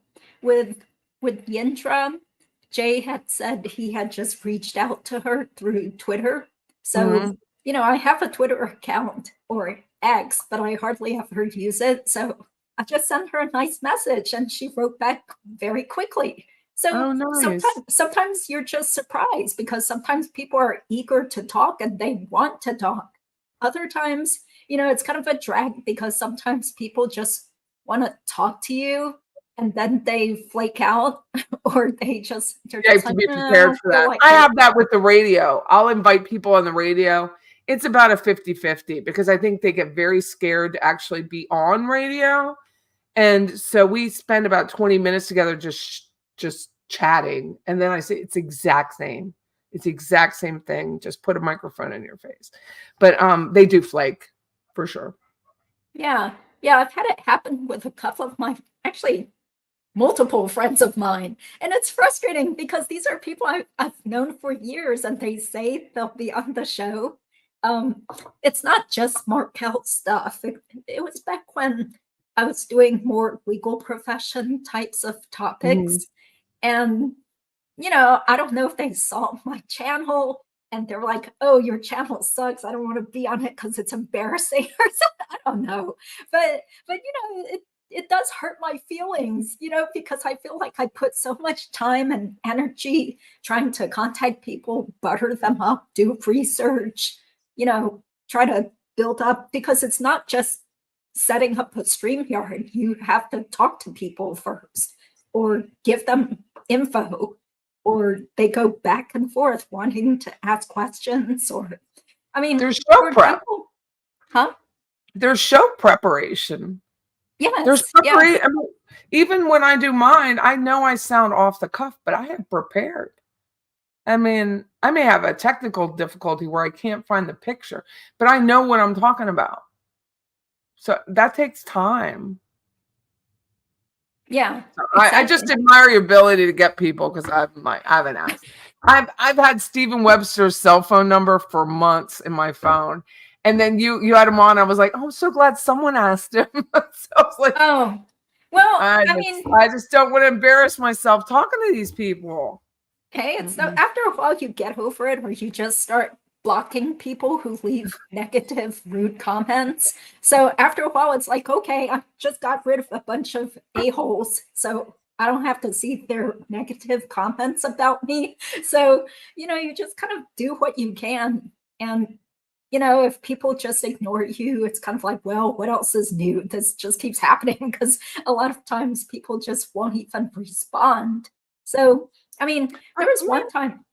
Go ahead. I'm sorry. Oh, okay. I was agreeing with you. There was one time somebody was sort of willing to be on my show, but she wanted to have a Zoom first to talk with me. So I was like, okay, that's kind of weird because that kind of wastes more of my time, having to spend extra time Zooming with you.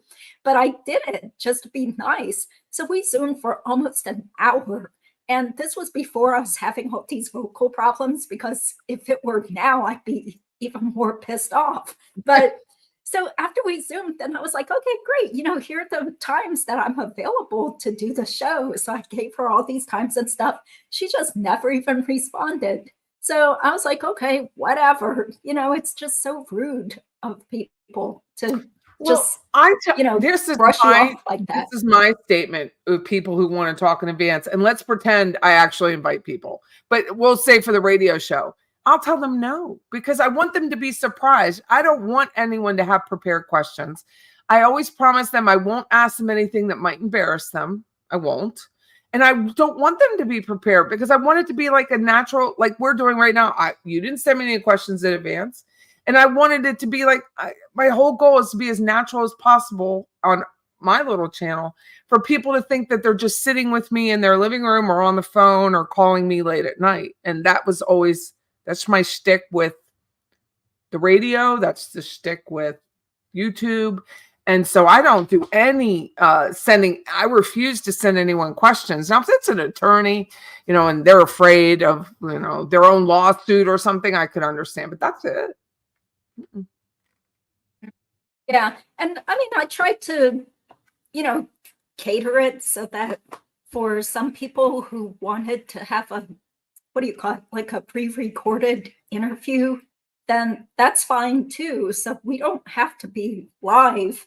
In fact, I actually prefer that now with my vocal problems. And you were on a long time with, is it Yorinda? I don't want to mess up her name. Oh, Yindra. Yeah, that was almost 3 hours because there was still some time we were talking before I started recording. So I had to keep talking with her for 3 hours. You clearly made her very, very comfortable because she looked like she was really enjoying it. Yeah. Yeah, it was kind of just like, hey, we're like sort of new friends. We're just chit-chatting. And so in a way, I kind of felt like not doing it live made it better, because if we had done it with a live stream, then we probably would have been more self-conscious, I think, where she was just talking to me directly, as opposed to, oh my gosh, there's like 500 people watching me and asking all these questions. There could have been negative comments towards her if it were live. So sometimes doing things live is not the best thing. Yeah. I like to, if I'm on live, and it's like with the jury, when I was reading the jury transcript, it started to be like several hundred people watching me. I put a Post-it up on I use a TV screen as my monitor, so it's really big, but I put a Post-it up there because I didn't want to see it. Because I felt like it would change. I don't know what it would change. I felt it would scare the hell out of me, but that I cover up things I don't want to see so that I can just talk. Yeah, that makes sense, because sometimes it's so distracting. It's like, oh my gosh, I have ADHD. I can't keep up with the chat and, answer these questions and pay attention to the guest and stuff. Yeah. So what's your blocking policy? Have you blocked tons of people? I don't really have any. I know that's I watch you all the time, I've been watching you for a long time. So I don't really have any, unless someone is like, I had my assistant here, Erica, behind me, I guess a couple weeks ago. And it was a StreamYard. It was during the day. And somebody made disgusting comments about her. Physical, she's beautiful. And they were like, dimples was one thing, but when it got to her physical being, I was like, so then they blocked. But other than that, I prefer no one be blocked because I want to respond to them. I don't think it's in my head. Again, I have this large Facebook group. It's almost 63,000, and people want to be heard.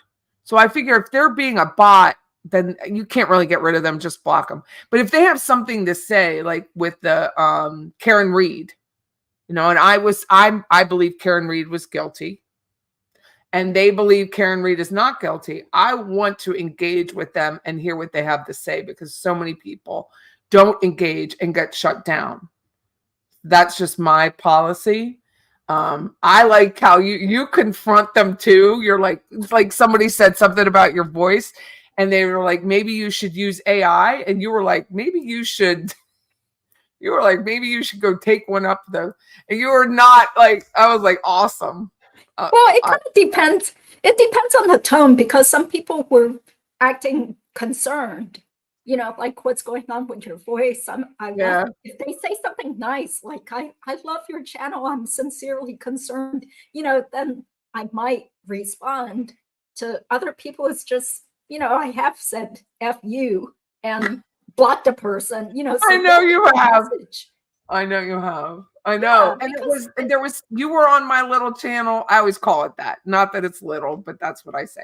And you were on and somebody was said something negative about Dan Markel. And you were like, you need to block them. And then the mods were, it was Tennis Girl. Tennis Girl goes, Patty doesn't really like to block. I'm like, you can block. It is that. They're not my friends. They're not real followers. They're just being nasty to be nasty. That's different. So, but yeah, I do admire your chutzpah when it comes to I'm gonna block you, but I'm gonna tell you off first. Yeah, since you seem like a pretty cool, laid-back person who's not easily offended, I have to admit, there was somebody a long time ago who got mad at one of my musical shorts and said I needed to grow up, or when are you going to grow up and stop making these types of videos? And I said, I'll stop when you stop being a see you next Tuesday.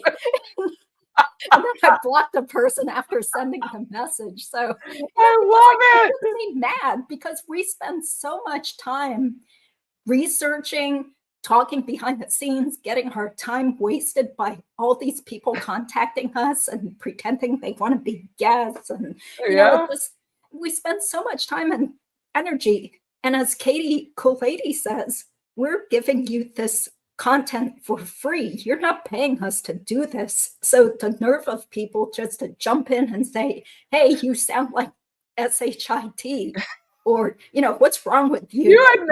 Get off YouTube. You might seem like a slight statured person, but you're not. You're like, I'm going to tell you off, and then you're going to be kicked out. So I love it so much.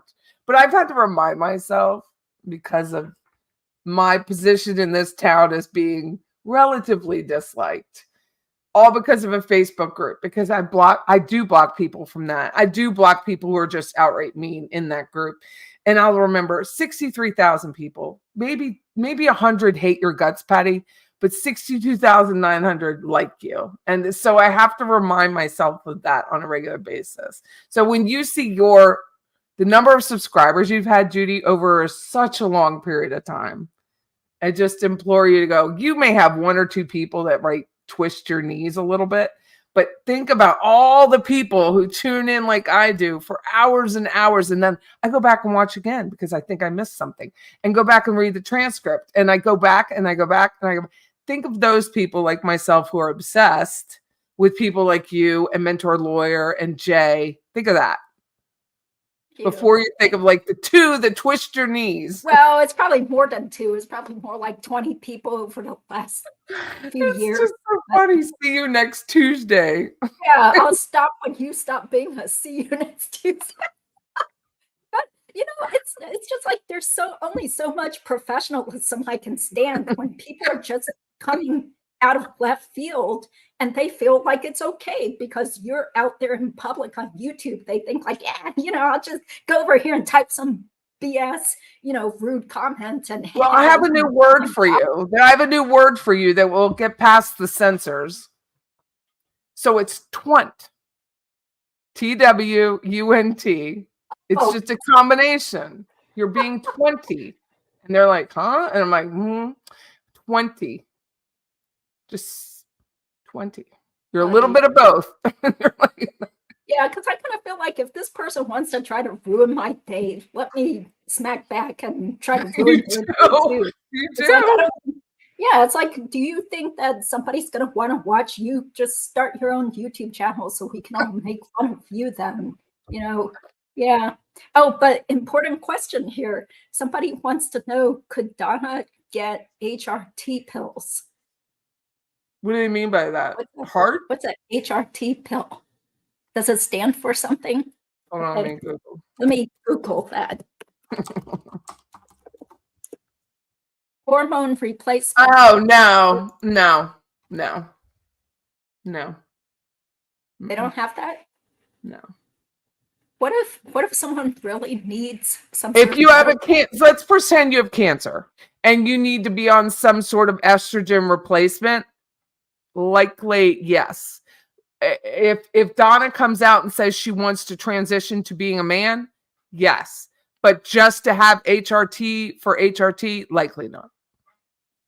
If it's for a it likely not. And she's 74 years old. She's not getting HRT for that. No, she's 70 years. What is she, 74? 74. 74.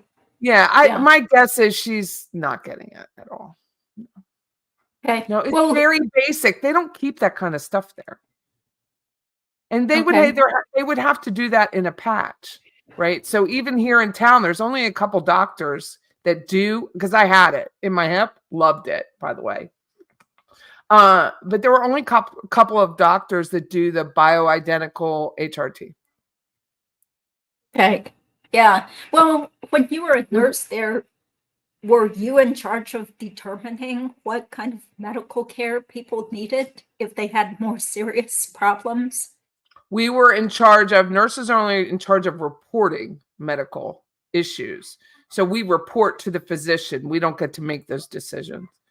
So there'll be a physician's assistant that will come in. They're, of course, ahead of us. They're higher in the chain. But nurses, our job is to just report and medicate to just make sure someone's safe. That's it. That's all we can do. We're not allowed to work under our own orders. So in a hospital situation, doctors will have standard orders where you can give like a Tylenol or something. In jail, it's not even that broad at all. No. Okay. No, you're going to live with your headache. You're in jail. Okay. Somebody's asking about getting Stephen Epstein's update. So sorry, I don't know anything about his book update. No, I don't know anything about him. Yeah. Okay. But were you surprised under those notes in that calendar that she was going to get, I'm going to giggle. Surgery for her arms? Yeah. I mean, she's going to get the fat sucked out of it? Yeah, I mean, think of her priorities, you know. Yeah, it's like that has got to hurt. I know people that have tattoos on the underside of your arm. Oh, so sensitive. It's got to hurt so bad. But I was like, you are so vain, woman. You can't even think past your anything. Like you're just vain. Gotta see that plastic surgeon about your bat wings or something. What kind of scar? I gotta find a plastic surgeon to talk to.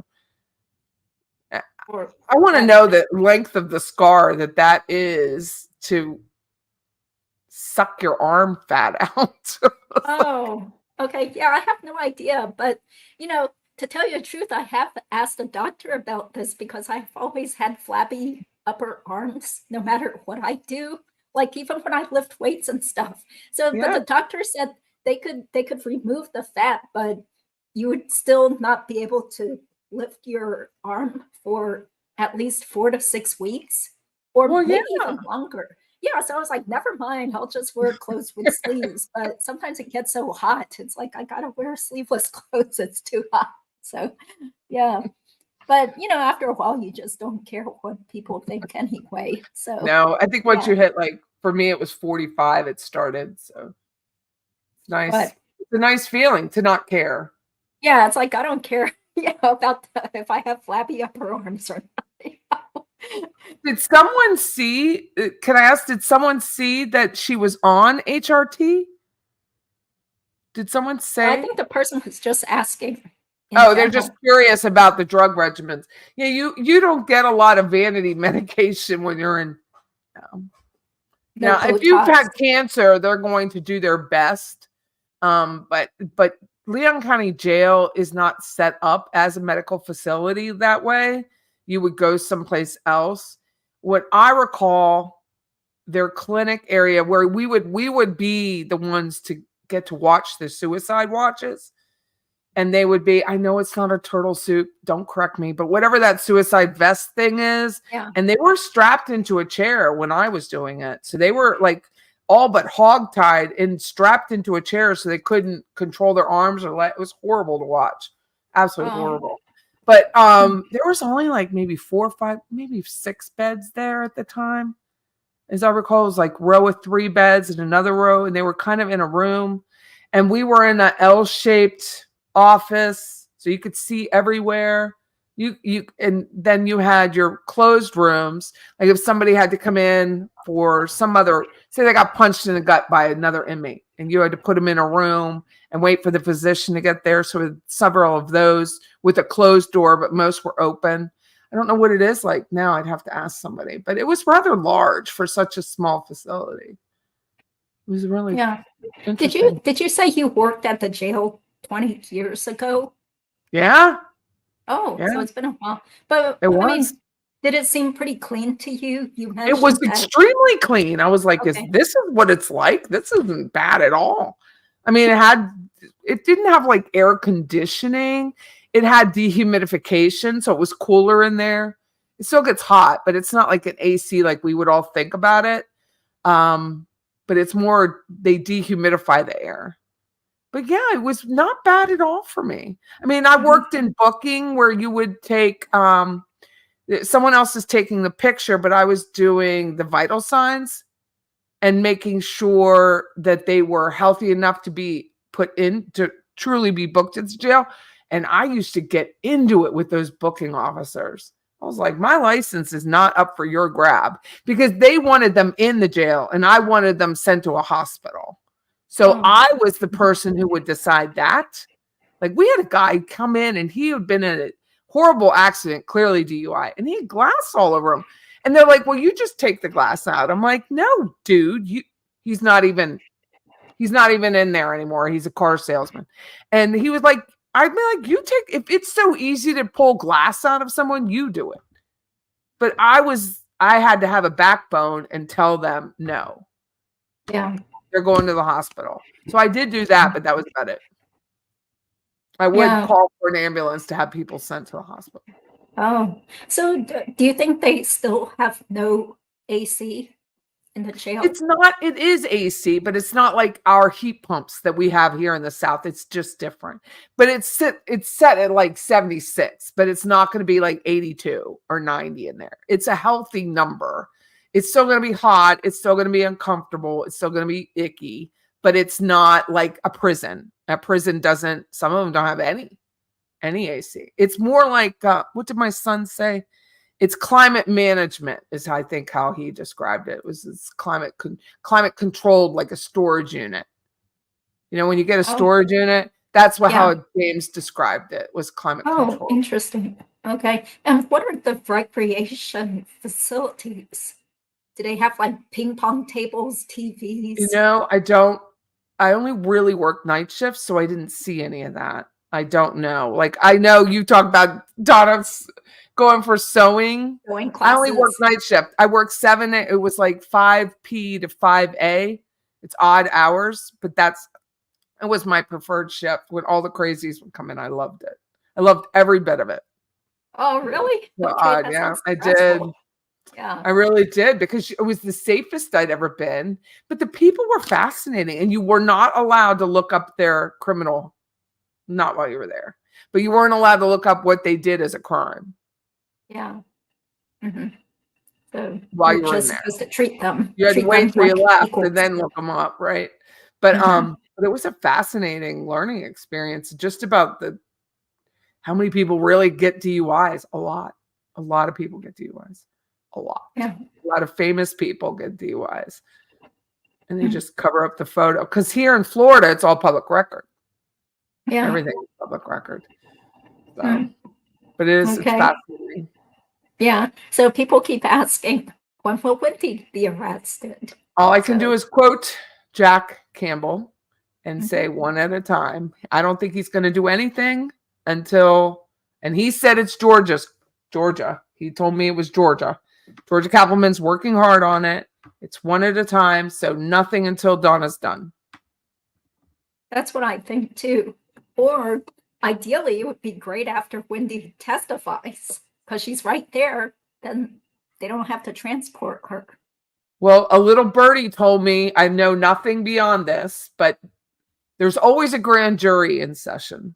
Like, I think they're on for 6 months at a time here. So there's a new session that happened in the last, I don't know, couple weeks.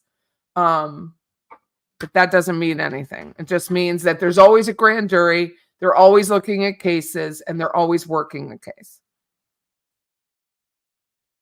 Yeah, I think they do. They do have, what do you call it? Like they are paying attention to this case. Yeah. They have So no it's not. choice.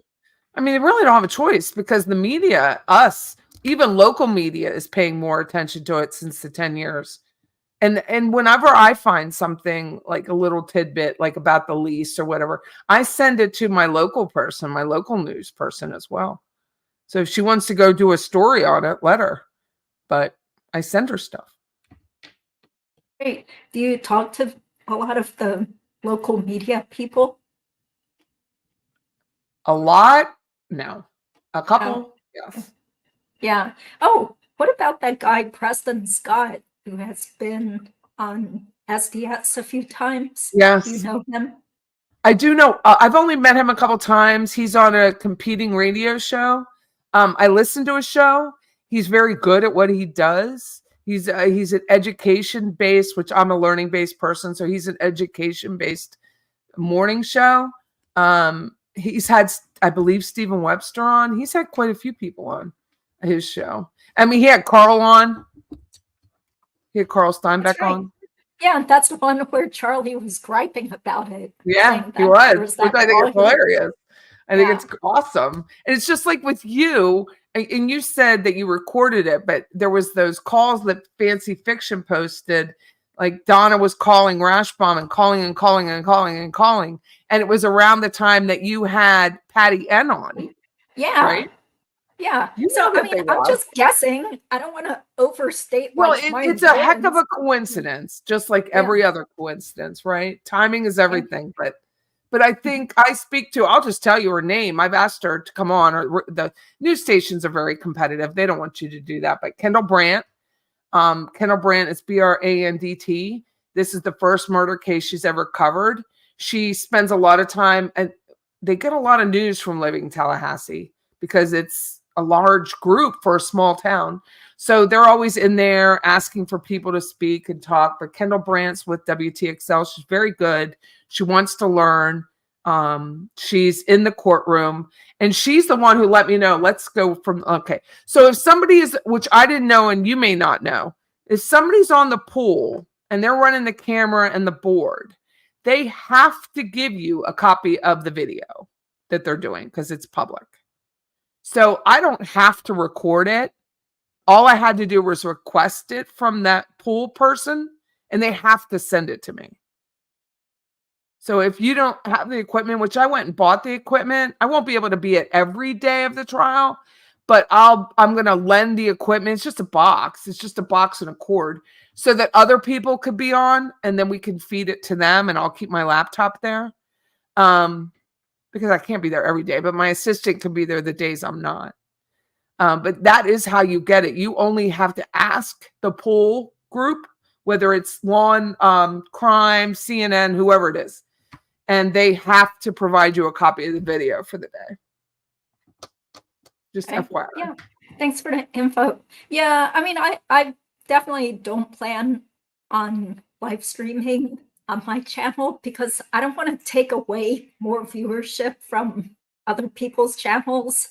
But if So you want pieces and clips of it, yeah. I mean, that's where I would want it, is just to be able to edit it myself and Oh, then use it for B-roll, so to speak, or something. that's true. Yeah. I mean, it's so time consuming to edit these short little videos though. It's so frustrating. That's why live streaming is so much easier. It But is. unfortunately, due to my declining voice quality, it's tough. It's kind of like, ah, well, maybe after this whole Markel thing is over, then I'll just focus on my real job. So, You have one question from a Taylor. It says, is Wendy on the witness list for Donna's trial? Yes. She was on there. There was a witness list. Now, the full witness list isn't out, but she was on the yeah, witness list early on in well, the this case. discovery. And Yeah. then, yeah, she's on it. Yeah. Yeah, I'm sure she's going to testify because, you know, I'm thinking that's why she hasn't been arrested because they need her to be a witness just to give the whole background of what happened. And they want her to change her story for a fourth time or a fifth when you think of the original questioning. So, Yeah, exactly. Okay, well, let's try to wind this down because I'm Sure. totally out of water now. So Well, it's sure like, are. yeah, yeah. Let's see. Oh, and I did want to say I really enjoyed hearing from your son because, Oh, he thank had you. so much interesting insight as someone who has worked in the jail system, and Yeah. he's been up close and personal with all these criminals and stuff. So, Yes.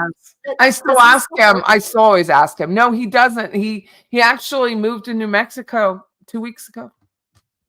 So he went to go be a truck driver, met his wife. She was gonna drive with him on the truck, but she was diagnosed with diabetes, so she can't. So he moved to Hobbs, New Mexico. It's like, hey mom, I'm moving. Oh, Heartbreaking, but you don't see me losing my mind over it, do you? It's yeah, like you're not going to kill somebody so I'm you not can gonna have have your a hit social put out back. or hire some hit crew to go take. It's so nuts, man. It's just nuts. The first thing I did was look up how much a flight was. Like I looked up, okay, you're in a 2-hour time zone. This is when we can talk. I'm happy for him. What's wrong with that? Yeah, be happy your kids have flown the nest. They're Yes, he's independent. very happy. Yeah. And his kids are still nearby. So they're gonna be moving out there in like a year and a half, but with their mother, their mother is moving to Texas and he'll be in New Mexico, so they won't be far. But I mean, I just wish my kids the best. I don't understand all of that nonsense. Yeah. All I the don't want my kids hyper that close control. to me, to be honest with you. I ain't gonna lie. It's a lot Mhm. of worry. It's a lot of worry. Yeah. A lot Yeah. of worry. Okay, what about wet money paid to Katie? Was Katie there? No, Katie wasn't there because in her proffer, she was just saying that that's what Charlie told her. Yeah. Well, and she saw the money eventually. Yeah, she did see the money. So Yeah. she would have seen it had been stapled in that it was moldy, which I think is Mhm. comic relief. Just comic relief. These people Yeah. are insane. Yeah. Okay, so Allegedly insane. Wendy's, yeah, they've been monitoring the case. Yes, that's correct. Um, what do you think she's going to feel like when the boys are sitting? Yeah, but I don't think the boys would be They're there. underage. They're not going to be in the Yeah, courtroom. yeah, they can't go inside. Yeah. They're just 14 and 15, I think, somewhere. Yeah. Mhm. Or 13 and 15. Yeah. Let's see. Wendy got in the law enforcement car, not asking why Dan was shot. Well, they didn't tell her Dan was shot yet. Yeah. Why did Wendy ask Isa? Well, I think it was later she said to him, I wasn't sure if you thought I was a suspect when I was in the car, or something to that effect. Well, Yeah. clearly that body cam isn't going to be public. And remember, Isom says he didn't wear a body cam. He had one in his hand, but he didn't wear a body cam as a typical in a typical day. If you watch him on the stand with I think it was Catherine Magbanua's attorney. So go back and rewatch that, and he talks about the body cam. Another officer likely did have a body cam on, but I think that won't come up unless they charge Wendy. So we'll never really know.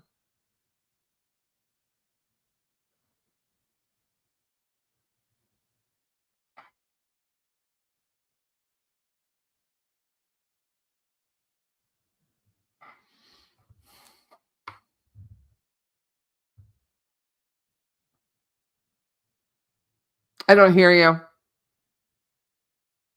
I think you're muted. Oh, geez. Okay, I was muted. I'm so sorry. Okay. How do you think Donna reacted to Wendy's mentioning Charlie in the police center? I'm sure she was mad, right? Because she thinks they're all a What team. she She should said. stuck with the team, right? I'm sure once she finally saw that she was kind of disgusted. It was the first thing that came out of her mouth. Mm-hmm. Trying to point fingers. Talk about blowing a scenario. Mm-hmm. Yeah. But My guess is Wendy had to buy friends in college.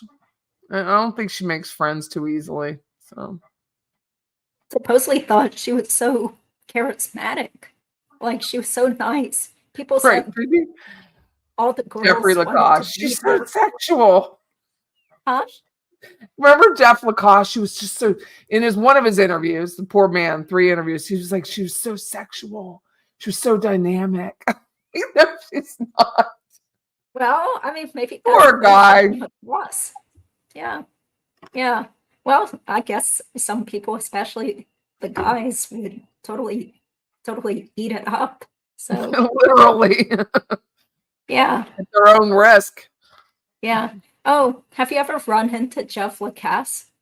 I have not. But takes everything I have.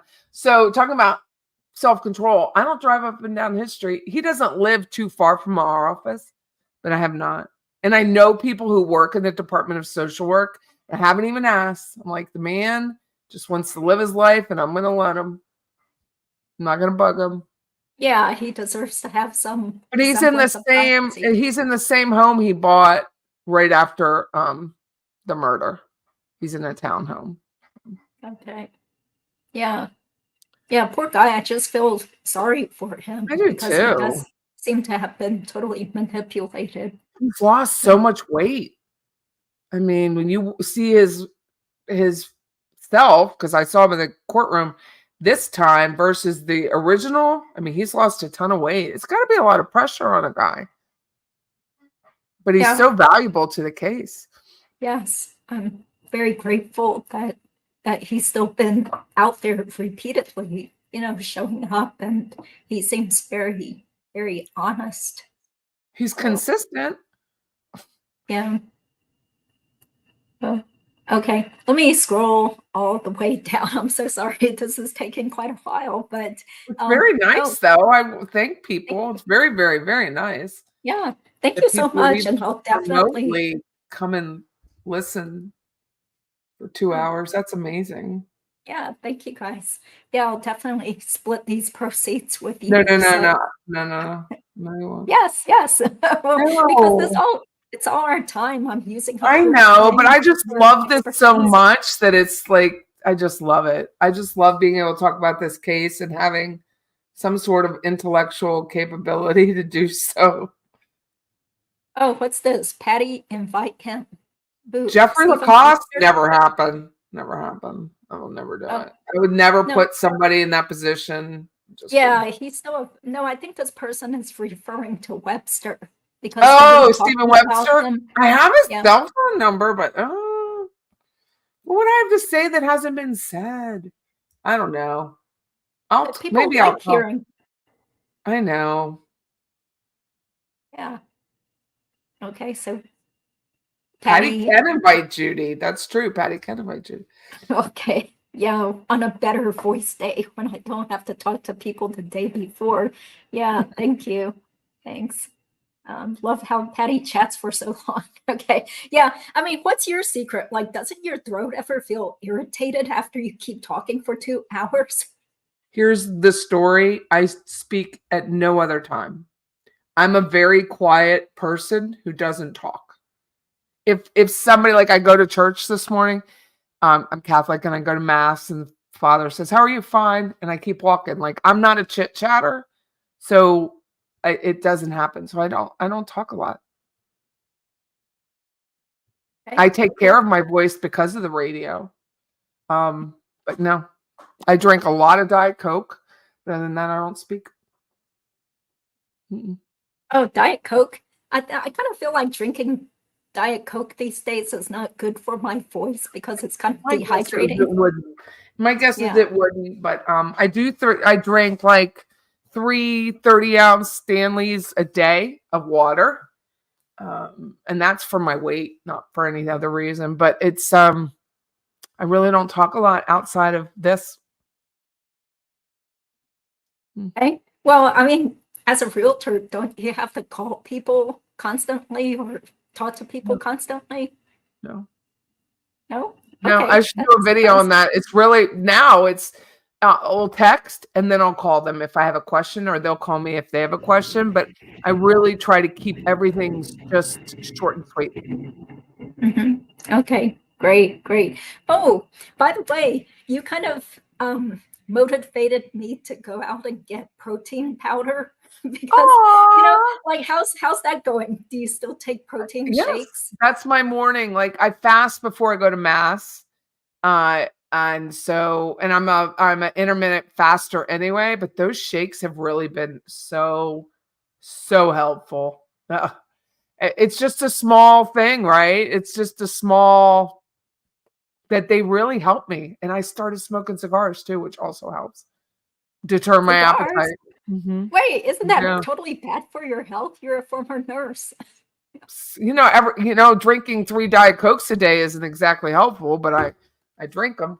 No, but everything has a chemical in it. But the nicotine level in a cigar is not like a cigarette, and it doesn't have tar. It's just true tobacco, and it's puffing. And I only have 1 or 2 a week, so it's not bad. But I did go get some for this hurricane in case I don't have Oh, power.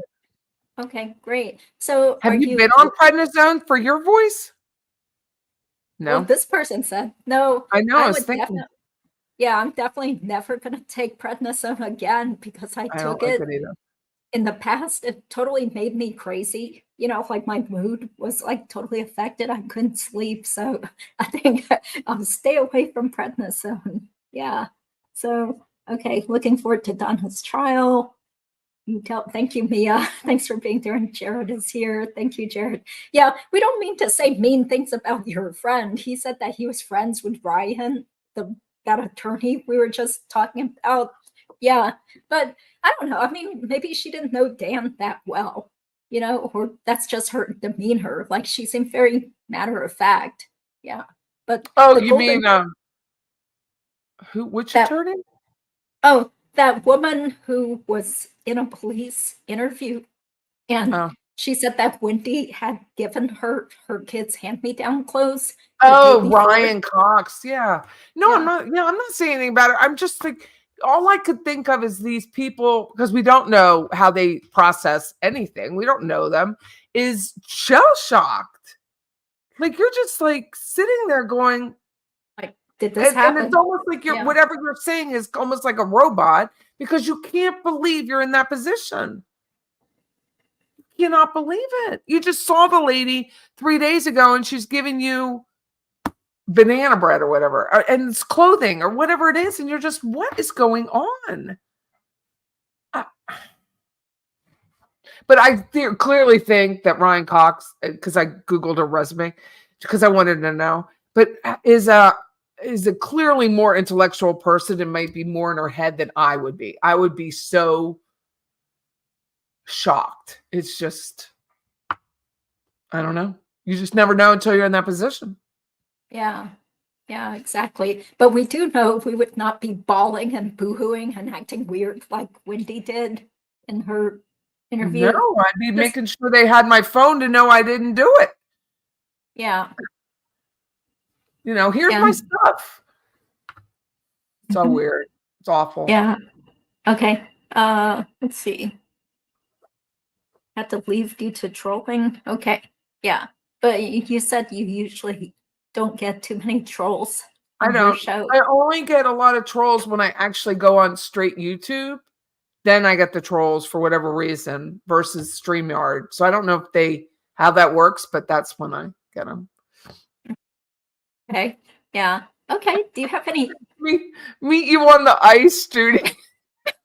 I don't know. Yeah. I mean, that's the cool thing about getting older and still figure skating. It's like at least I can be like the best old person on the ice, because I'm there with kids who are probably young enough to almost be my grandchildren. So, and I'm older than the coaches. I'm older than my coach. So it's kind of weird still You're figure older than skating. your coach too. Well, I think it's amazing. Anybody who has balance enough to get on a skate over, I don't know how old you are, but I'm 57. I can't even imagine. I can't imagine. I can barely Yeah. close my eyes and stand straight for more than 30 seconds. I practice it. I do Yeah. practice it because Yeah. I mean, it's important to keep your balance and flexibility as you get older. Yeah, Donna because you don't wants want to Botox. fall. She's not getting it in the prison system, so Yeah, no Botox. no Yeah. Botox. Well, I mean, Didn't you think she did look better because it looked like No, she I had think she looked gained horrific. I don't weight? even understand what anyone was saying. I thought she absolutely looked emaciated and horrific. Mm-mm. Her hair, she had to pull it back. She looked, look at her teeth. Like, I look at things differently than I guess a lot of people, but her teeth, her jaw was so gaunt. Like, oh my God, she looked horrible. Well, I mean, she is 74. So as somebody, there have been a couple of people who got mad at me because they thought I was being very ageist. So, there's one person who was like, well, you're gonna look like that someday, and Oh my God. like I'm that age Uh, and I'm well, offended. I will not look like that because I weigh so much more than Donna. So, but I mean, at that age, and just think of the loss of Charlie swelled up because of all the salt that they put in the food. She hasn't swelled up at all. She is gaunt. She is, to me, she looks absolutely emaciated. Put Okay. them Oh, side by side. yeah. Here's a Yeah. question for you. Can they get aspirin No. at jail? Mm-mm. Really? Aspirin's one of those things that they could hoard and then bleed out and kill themselves. Oh, well, what if they have a headache? What can they Good do? luck to you. Have fun. Have some Nothing. coffee. Mm-mm. What? Nothing without a Oh, prescription. No pills because they can hoard them and kill themselves. But aspirin is a blood thinner. So if you take enough of it, even including the 81 milligrams, you can kill yourself. No. okay. You got to think Okay. about all that stuff a little differently when you're worrying about finding a incapacitated person in a jail cell. Okay. Thanks for that info. I've never thought about it. Mhm. Yeah. Oh, thank you so much. Bling. Bling is the new black. Yeah, I think I just have to scroll all the way down because we're trying to wrap things up. Do you got to get going too? I mean, No, sometimes it's I kind of just hard have to deal with rain. Oh, But I okay. don't want your voice to get hurt. I know this is much longer than you had thought of. Okay, thank you. And I'm sorry I don't have time to read and show every comment. Jared says, I guess Ryan knew Dan Mhm. very well. They went to synagogue. She was more in shock. He's trying to help. Yeah. I mean, she seemed like a good person. It That's just all seemed, I could think. I was like, she was just in shock. I mean, yeah, that she was kind of but numb, like, huh? but Yeah. and we don't know how they find out. Like, we don't know how these people found out that he was killed. We don't know because when we were told just the first news release, it was a man was shot in Benton Hill. You didn't know it was a professor. You didn't know he was a professor at FSU because we have other colleges here. We didn't know anything. So it was and TPD is very good at that, unfortunately, for nosy people like me. It was very limited what we found out. So we don't know how Ryan Cox found out. We know Tamara didn't find out the way she would have wanted to find out. We don't know. So when I watched her, I was like, damn, she's put together. But we don't know. Did she just find out before this? Did she go to the service? Like, I didn't look at the date of her interview. But the only thing I could think of was like Tamara she was like borderline really ticked. And that's why I think she was really trying to find her words when she was speaking and put the pieces together and still in such disbelief that any of this had happened. It's just my guess. Yeah. Oh, Okay. yeah. So people are trying to pump you up to say that, yes, you should go ahead and ask people to be on your show. Well, I don't would be love to shy. have Jared Ross on, but I would just never have asked. I would never have asked. I'm Well, not Jared's an in the attorney. chat. I'm not an attorney, and my number is going to be right here. I'll put my number in the chat because everyone, I put my phone number and my email in my body of my notes so that people are very nice. They do contact me, and no one's been mean. No one's emailed me meanly or called me meanly. So I have no problem putting my phone number in. So if Jared Ross wants to call me, I'd love to have him on because I have questions. But I don't like to interrupt. I don't think I'm not an attorney, and I don't want them to be like, well, she's not even an attorney. What does she know? That kind of thing. Like a regular person who's read up on the case and you live there, right I there do in live here. Tallahassee. Yeah. Well, do you ever talk to your friends about this case and I what do do. they I think? ask everybody if they know anything. Well, because I do smoke cigars. So there's a place called Jerry's Cigars. And someone had mentioned that they had seen me because of the hair. The hair sticks out in the courtroom. And I said, yes, you saw my head. My head was in the courtroom. And so one gentleman I speak with, he was the IT guy at the law school. And I was like, "Ooh, you know everything," because he was IT at the law school. So if there was a password needed, he said, "I have a ton of information on Wendy," but he won't come on because he wants to always be able to work in the law school. I mean, True. He needs his there's job. right, Yeah. and I was like, "Well, you're always welcome to come on," but he doesn't want to be in that position, and I don't want to put him in that position. But I always ask people, and mostly whatever they tell me is off the record for that reason. Not that I have a record because I'm not a reporter, but I always tell them if they say don't say anything, I don't say anything. Okay. Thank you so much, Blaine. Thank you, Bling. She's so sweet. Just that woman has made this process of having a podcast so much easier. She made me, I don't have one here, but she made me bags. I give my shirts, like all that stuff. Just lovely. So Bling. you know this person in real life? I do now. I didn't. Oh. She Oh, reached okay. out to me and was like, I'd love to make your logo into, blingy. So it has the stones on it, crystals. And so I was like, sure, I'll take that. So she sent me a shirt. And then I bought some stuff with her and we talk at night. And she lives in Texas and she's just lovely to me. It makes me feel comfortable about this. So Great. That's great. Yeah, it's kind of cool to sort of meet people through this whole thing. So are you still planning on covering other criminal cases? I am. Crystal Rogers is one that's very close to my heart and has been for the same amount of time. And that's the case, Bardstown, Kentucky. It was her partner, Brooks Hauk. They believe had her killed over the July 4th, July 3rd weekend. My family, I have extended family that lives on the street that Crystal's family lives on. So that's always been a thing for me. That one, and there's the new Karen Reed, January 25th. Woo. And then Sarah Boone, there's just a train wreck you can't avoid. Oh yeah, that's right. The Sarah Boone. And then I always get the name wrong. True Lifestyles knows them really well. The one in Jacksonville with the Microsoft, also a murder for hire. So yeah. Yeah. But the two that are most important to me is Crystal Rogers and then this case. Mhm. And Crystal Rogers is that the case where her father probably got murdered too? Yeah. By a sniper. Yeah, it was so a sniper shot off the Bluegrass Parkway. Yeah. And that's one where I know the names, the dates, like I'm really familiar with it. So yeah, it's a lot of case that's been going on for a long, long, long time. And Bardstown's a town of 14,000 people. I mean, it's very, very small. So they are moving, they are changing the venue, but they don't have a place yet. So we can't really plan on going without that. Oh, thank you. Roberta nice. Flack's voice is lush.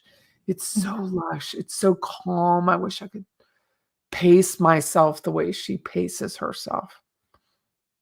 Thank you. Yeah.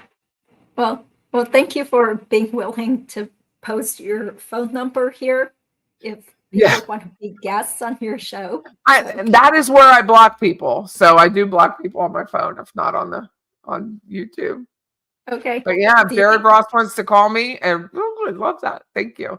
Yeah, because he's like the public face of justice for Dan. So He is. Seems like he's willing and able to speak, which is great. Do you think we'll get more jail calls? Yeah, because I did try to get Charlie's recent calls, maybe 2 or 3 months ago from Florida, and nobody responded to me, even though I was totally willing to pay for it. But, I haven't tried to get South Dakota stuff. Yeah. I don't think we can get to South Dakota. I think that's part of the reason why he went there. But I put in that FOIA request for the receipt weeks ago. And I'm not getting it. And a little birdie told me that until this trial's over, I may not get it because they're going to move them back and forth and back and forth. And it might have some, it's not just like a paid receipt from a Walmart. It may have some other details on it. And they said you probably won't get it. So they only release what they want to release. Mhm. Okay, great. Okay, thank you, Kara, for your support. Thank you so much. Okay, so what are your plans for the trial? Do you plan on being there as much as possible Well, it the whole time? depends. I mean, that Alex Morris was like, I'm going to be here for 2 weeks plus. Like, he wants a defense lawsuit, which we know isn't going to happen. But, and then the judge kind of giggled at him, was like, that's not happening either. He's not keeping a jury for 3 weeks. So plan on 2. But I'm going to have to take turns because I have to do real estate work. We own a brokerage. So I'm going to do my best to be there as much as possible. I mean, I've already booked out those days, so I don't have any classes or anything to teach. But yeah, that's my guess. But you never know. If somebody's coming in buying $1 million house, sorry, Donna, you're going down the street without me. I don't need you. I'm going to sell the $1 million house. Or even a $300,000 house. It doesn't even have to be $1 million. I'll go sell the house before I it's okay. worry about Donna Adelson. Take care of business first because, doing this Markel Adelson content is actually. Can I tell you? I mean, have you received business from your channel? Have people hired you because of it?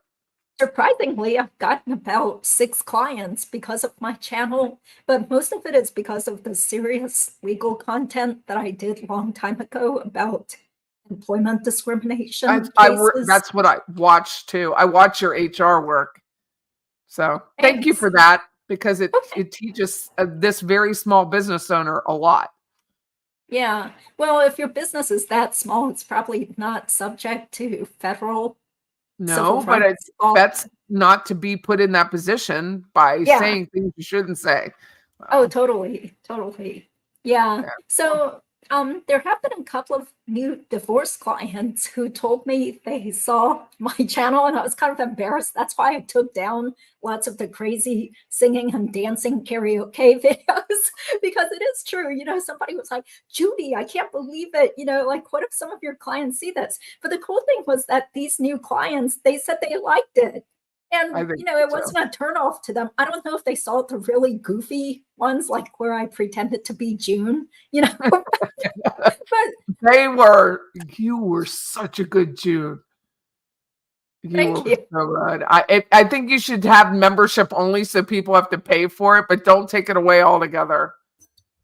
I don't know. I mean, it is kind of goofy and stuff, but I mean, so good though.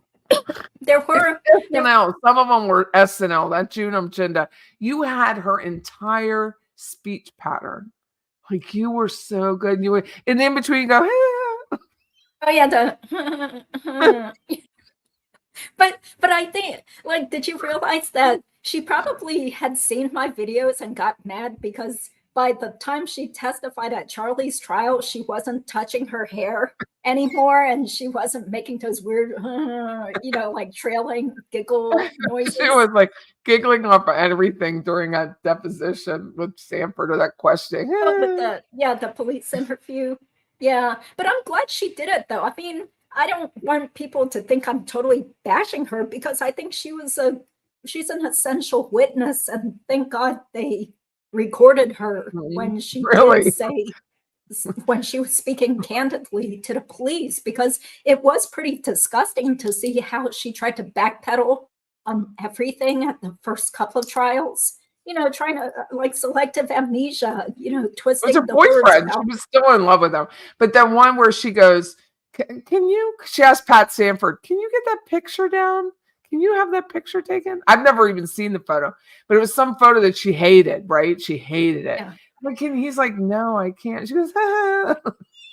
Yeah. Well, she looked fine in that picture. I think it was Charlie that made her feel self-conscious because he said she looked terrible and she sounded stupid or whatever in the newspaper. So anti-domestic violence. And she is admitting this dude pushed her, literally physically got into it with her, trying to run her off the road. Yeah, picked her up and moved her. threw water at her, But she's like, tossed "Oh, her Charlie, purse. I missed you so much." I don't get it. Poor thing. I feel so Yeah. sorry for her. She's one of the girls I truly pray for in this and Bree. I pray for them to become like disassociated with this case and dissociated with that family and just move on. I pray. Both of them. Yeah. Well, especially June, because she has no tie to Charlie now. She doesn't have a kid with him. So, hopefully she has a successful life and I finds a do. That's what I pray for nice her daily. partner. Like, please, Lord, get them out of that so that they don't feel that they're beholden to these people. Yeah. Cut the soul from them. Yeah. Thank you, Annie McGee, for also the super sticker. So, do we have a contact for Louis Baptiste? Well, you can contact them through their website, but I have thought about maybe reaching out to him eventually if my voice is better. But, that's something you could do, Patty, because Louis seems to be pretty outgoing. And I did speak to him when we were at the Jansons, but he may not remember me, but he may because of the hair. People remember me because of my hair more than they'll remember me just any other reason. So that's why I keep the hair the way it is. So, so he's you're very memorable. friendly to me. So, Yeah, so you should ask him to be on your show. I'll Yeah. ask him. Sure. Okay. Right Yeah, up. we talked about this already. Yeah, I don't think Harvey will attend, but who knows? Yeah. I don't think he'll attend. If it's a vote, I don't think so. Yeah. Yeah. Oh, okay. So she just answered that. So she's Do met I him. know Louis Baptiste? No, I've only met him once. No. Okay. Well, I ever interviewed Tamara Demka. Yeah. I haven't reached out to her, but I don't know. I mean, she's been on SDS a few times. So I did meet her briefly at Charlie's trial. But again, it's like with all my vocal problems and stuff, I feel less inclined to keep doing more long interviews because it's just so hard to keep talking and stuff. So yeah, but maybe I would ask her in the future. But I don't know if she'd be needed to be a witness at Wendy's trial, but yeah. So we'll see, because some people just don't really want to be all over the place on YouTube. Mm-hmm. So, and But wouldn't you think, like, if Wendy is charged in the future, if Tamara would be absolutely, don't you think she'd be a witness? would be a witness, but she's not as vital because she didn't actually have info about the planning for the murder. Whereas Lacasse, definitely, he would be like an essential witness because he knew about all these suspicious behaviors on Wendy's part. But I think I would just think for her seeing the home after the fact, that she was in the house, the rental home on Aqua Ridge. Yeah. Because remember, she just showed up. She wasn't invited. She just showed up. Yeah. But I don't think she said at the police interview anything about Wendy's house looking packed up. I think that was Ruth who said that. mentioned Okay. it in her book. Yeah. But who knows what other info she might have had. But it seemed like Tamara had pretty much lost touch with Wendy after Wendy moved away, because Tamara suspected that they had something to do with Dan's murder. So yeah, so I don't think she would be like a vital witness like Jeff would be. Yeah. Let's see. Okay, Louis is wicked smart. Okay, we'll try to wrap it up. I'm so sorry. It's like I need to get something to drink. So yeah. You do. Oh, June with the big purse. Yeah, thank you. So funny. Oh, I gave that big purse to Angela because I think Angela and we were just emailing back and forth or something. I can't remember, but I was like, hey, would you like this fake Louis Vuitton purse?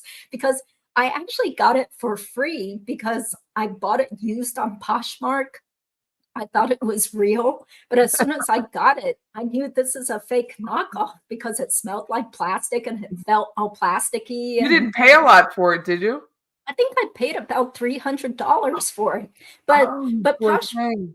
no, I got a refund because Oh, Poshmark is so good about it. So I oh, got right. a refund. I reported it to the whatever FTC, Mhm. but they never contacted me because the address that the person mailed it from turned out to not even really exist. It wasn't to a Oh, real it was person's a home. scam. Bless Yeah. it. So I'm like, at least I got a refund. So I had this fake Louis Vuitton thing that I had nothing to do with. And so she got it as a gift because I was like, hey, your birthday's coming up. Would you like this purse? So yeah. So do you ever buy Louis Vuitton? No, but my business partner Scott has a whole house full. He loves Really? it. Oh yeah, Okay. he has a lot. Okay. Maybe he has And I something in think, common. God, Scott, you're walking around, in some of these hoods, the neighborhoods, and you've got this Louis Vuitton backpack that costs as much as some people's cars, but he doesn't listen to me. Okay, great. Okay. So are we sure that Wendy Yeah, rented her condo? yeah. Yes. Okay. Okay. Thank Yeah, you. I called a realtor down there, random realtor. I'll do that. I'll call a realtor all day and ask for a copy of the listing, and he sent it to me. And yeah, it showed pending, so it hasn't been changed yet. But I'll call a different realtor and ask for the sale. So as soon as I can, because I don't want people to know it's from me, so I just ask them differently. But yeah, no, I got a copy of the listing. Okay, great. Thank you. Yeah. Thank you, Andy. Let's see. Okay, let's try to scroll all the way down. Uh, let's see. Any other quick questions? Oh, thank you so much. Okay, her hand was burned and wrapped. Oh, I didn't notice that. Yeah, Yeah, she looked totally fine. I don't know why she was so embarrassed about that picture I think, like of you her. said, I think you called it that he made her feel uncomfortable at times about her how Such she a- looked. He's such a jerk. He's like the Is, gaslighter and trying to make her feel guilty. Yeah. But even when he said, who was he talking to on the phone? And he said he wouldn't date a 37-year-old girl. Yeah, Victoria's Secret model Nasty. with 2 kids. What a Yeah, superficial brat. yeah. Well, that's the way he was. Now he can't be Mhm. too choosy. Yeah. Oh, what do you think of Donna's planner? I think what a world of information. What an absolute gift to law enforcement. What an absolute gift that she is the kind of person. Like even her ledger for her complex is all in writing. It's all by hand. It's all like let's she let's raise the rent on 100 people. Like she's just all in writing. Unbelievable. Empty, not empty, cars, tag numbers, everything. All in writing. The detail that this woman commits to a crime is incredible. Yeah. Well, also, I think it's great evidence because it also shows she was already plotting this whole Vietnam trip before Charlie was even convicted. So that kind of ruins any sort of excuse she Yeah. could have given to say That that, villa, yeah, $35,000 in Vietnam. That is a lot of money. yeah. Or was it 135? Yeah, but she was making multiple Yeah, payments. 135, right. It was Yeah. 135,000. Yeah. So she was already plotting and she was so desperate. She's like, can we get this visa or can we get this So done can I ask you a faster? question about that? Sure. With mentor lawyer, she was already giving money to that Scott Radius. Yeah. Yeah. For a So Vietnam villa. he couldn't have been shocked. Like the story is, he was kind of shocked. Yeah. At least Who that's what I knows? thought the story was. And so that's why he called the FBI. Was he only shocked then that they moved up their plans? Because you knew she was going at some point. She'd been planning this. But were you only shocked that they decided, no, we need to leave now? And that's why he called law enforcement. Yeah. I don't know. I think maybe he started after Charlie's conviction, he started getting more suspicious and maybe getting more scared that he could have some problems with the law if he's like shown to have helped them purchase That's what I this was thinking. villa. Yeah, so he You don't probably want to got end up in a scared. Vietnamese prison. So, no. Yeah. Yeah. That's what I was wondering too. Mhm. Yeah, I don't know where exactly he is now, but he's probably I somewhere did a in video Asia. on it. He's in Singapore? no, he's in might be, it's called the Matrix or something, I forget, but he's either in Singapore or the Philippines, one of the two. He Yeah, has a LinkedIn. He has a LinkedIn. yeah, but it could be out of date. But I'm so glad No, his at TikTok's least. not out of date. I was following his TikTok too. Oh, okay. I don't even get on TikTok. I try to avoid it Don't. because it seems like It'll ruin your private. life. It ruins your life. Oh, he marked it as private now. Oh, But maybe he I watched your no, show. he changed it. I was already following him under a different name, so he didn't know it. Oh, okay. Womp womp. Okay. Well, good for you for doing your sleuthing. Yeah. I just refuse to join TikTok. Yeah, it seems like a major time sink. That's Yeah. my point. You just never know. Yeah. Yeah, cool. Well, so people really love your drive to Trescott. Mm. Wasn't it a horrible weather day that day? You were When having well, I problems? drove it while Erica drove. I mean, I drove and Erica taped it, my assistant. But then the Sunday I did it, it started to rain, but I just kept walking. Just kept walking. That's when I realized what a sitting duck that poor man was. Because I'm standing in front of Trescott and it's hedged like I call them volunteers. Like hedges and like these ugly, like unkept trees that people keep around here. It's not very, it's always tidy. It's more natural look. And I'm like, oh my God.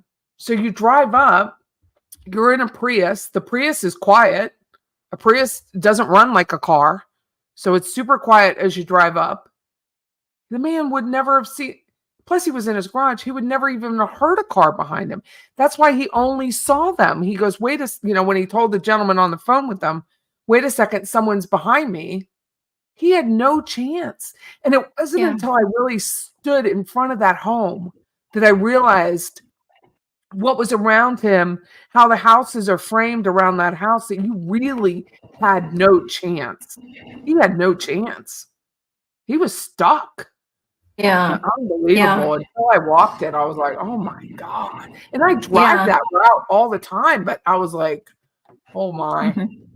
Yeah. Joe Pote says, I like the walkthrough better, easier to see where the house was and the police Mhm. tape. Okay, Yeah, thank not you. that I want everyone walking in front of this poor man's house at this point, but you really see, Judy, if you come down, take a little walk across Trescott and see Mr. Geiger's house and realize how close Mr. Geiger's living room is to the garage, because the garage is, if you're looking at the house, garage is on the right, Geiger's living room is on the left. So he was so close that he could hear it. That's why. And then his front door coming to, it wasn't like it was garages separated the home. And then you just see these hedges in front. And you're like, oh my God, that man didn't have it shot. And it's only Geiger's house is clear on the front. He keeps his front yard clean. So he would have Mhm. seen the car easily. But the neighbors to the other side, even if they had been home at the time, would not have seen it at all because of the Yeah. hedges. Yeah, that poor man. He's like probably in his 80s or late 80s by now. And he Mhm. probably had PTSD for years after that, having to see Dan, Oh, all God. bloody, waiting I for know. EMS. And I was walking in front of his house past his garage. So it's the opposite. The garages line up the same. And I was like, I hid because I didn't want him to see me with a camera. I didn't want him to see me with a phone. So I hid behind a hedge as he came out of his garage, and then he went Oh, back in. But I didn't want people to see the poor man just walking his, it's just so yeah. big. Yeah, But that's true. Yeah, I gotta have some concern for their privacy when they're at their house. Yeah. yeah. Do you think the Adelsons have money stored? Yeah, I think so. I mean, Charlie was traveling to so many foreign countries after Sigfredo was arrested that I wouldn't be surprised that he was trying to stash money places or in the Philippines. Mhm. So Yeah, so, and I don't think they're running out of money because they have so many investment properties and But that investments. money will be seized by the federal government if they get it back. I mean, that's just going to happen. Someone's posting, yes, I know a Prius is a combustion engine, but one of our agents has a Prius and it's a hell of a lot quieter than your average car. It doesn't rev like a normal, like non-hybrid. It's a hybrid. It's quieter than an average car. Okay. Okay. Well, I'm sorry, but I really do have to get going. I have a huge mediation tomorrow. So Oh, wow, I already get to feel like, work. oh my God, how am I going to talk all day tomorrow when I'm in the mediation? Well, I hope you win. I hope you Yeah. win. Well, it's a settlement. We're after settlement, but we'll see. I shouldn't be talking too much about the case, but I have something big going on tomorrow. Well, good for you. Keep talking. So yeah, but thank you so much, Patty. I love your channel. I try to watch every single Very thing nice. that you put out. Sometimes I have to watch on replay, because it's like during a time I have stuff to do, but it's always very entertaining plus informative. So Well, thank you very much. I do appreciate it. It's been yeah, delightful. thank you all. Thanks to the mods out there, people who still care about Dan Markel. So really appreciate your time, Patty, and I'll definitely give you your share of the revenue. Oh, well, thank you. Yeah. I'm not Okay. going to give you any information to give you that, but thank you. Oh, okay. Take care. Everyone have a great evening, and thank you, Judy. What an Yeah. amazing opportunity you gave me. Have a good night, everybody. Thank you. Bye-bye. Okay, take care.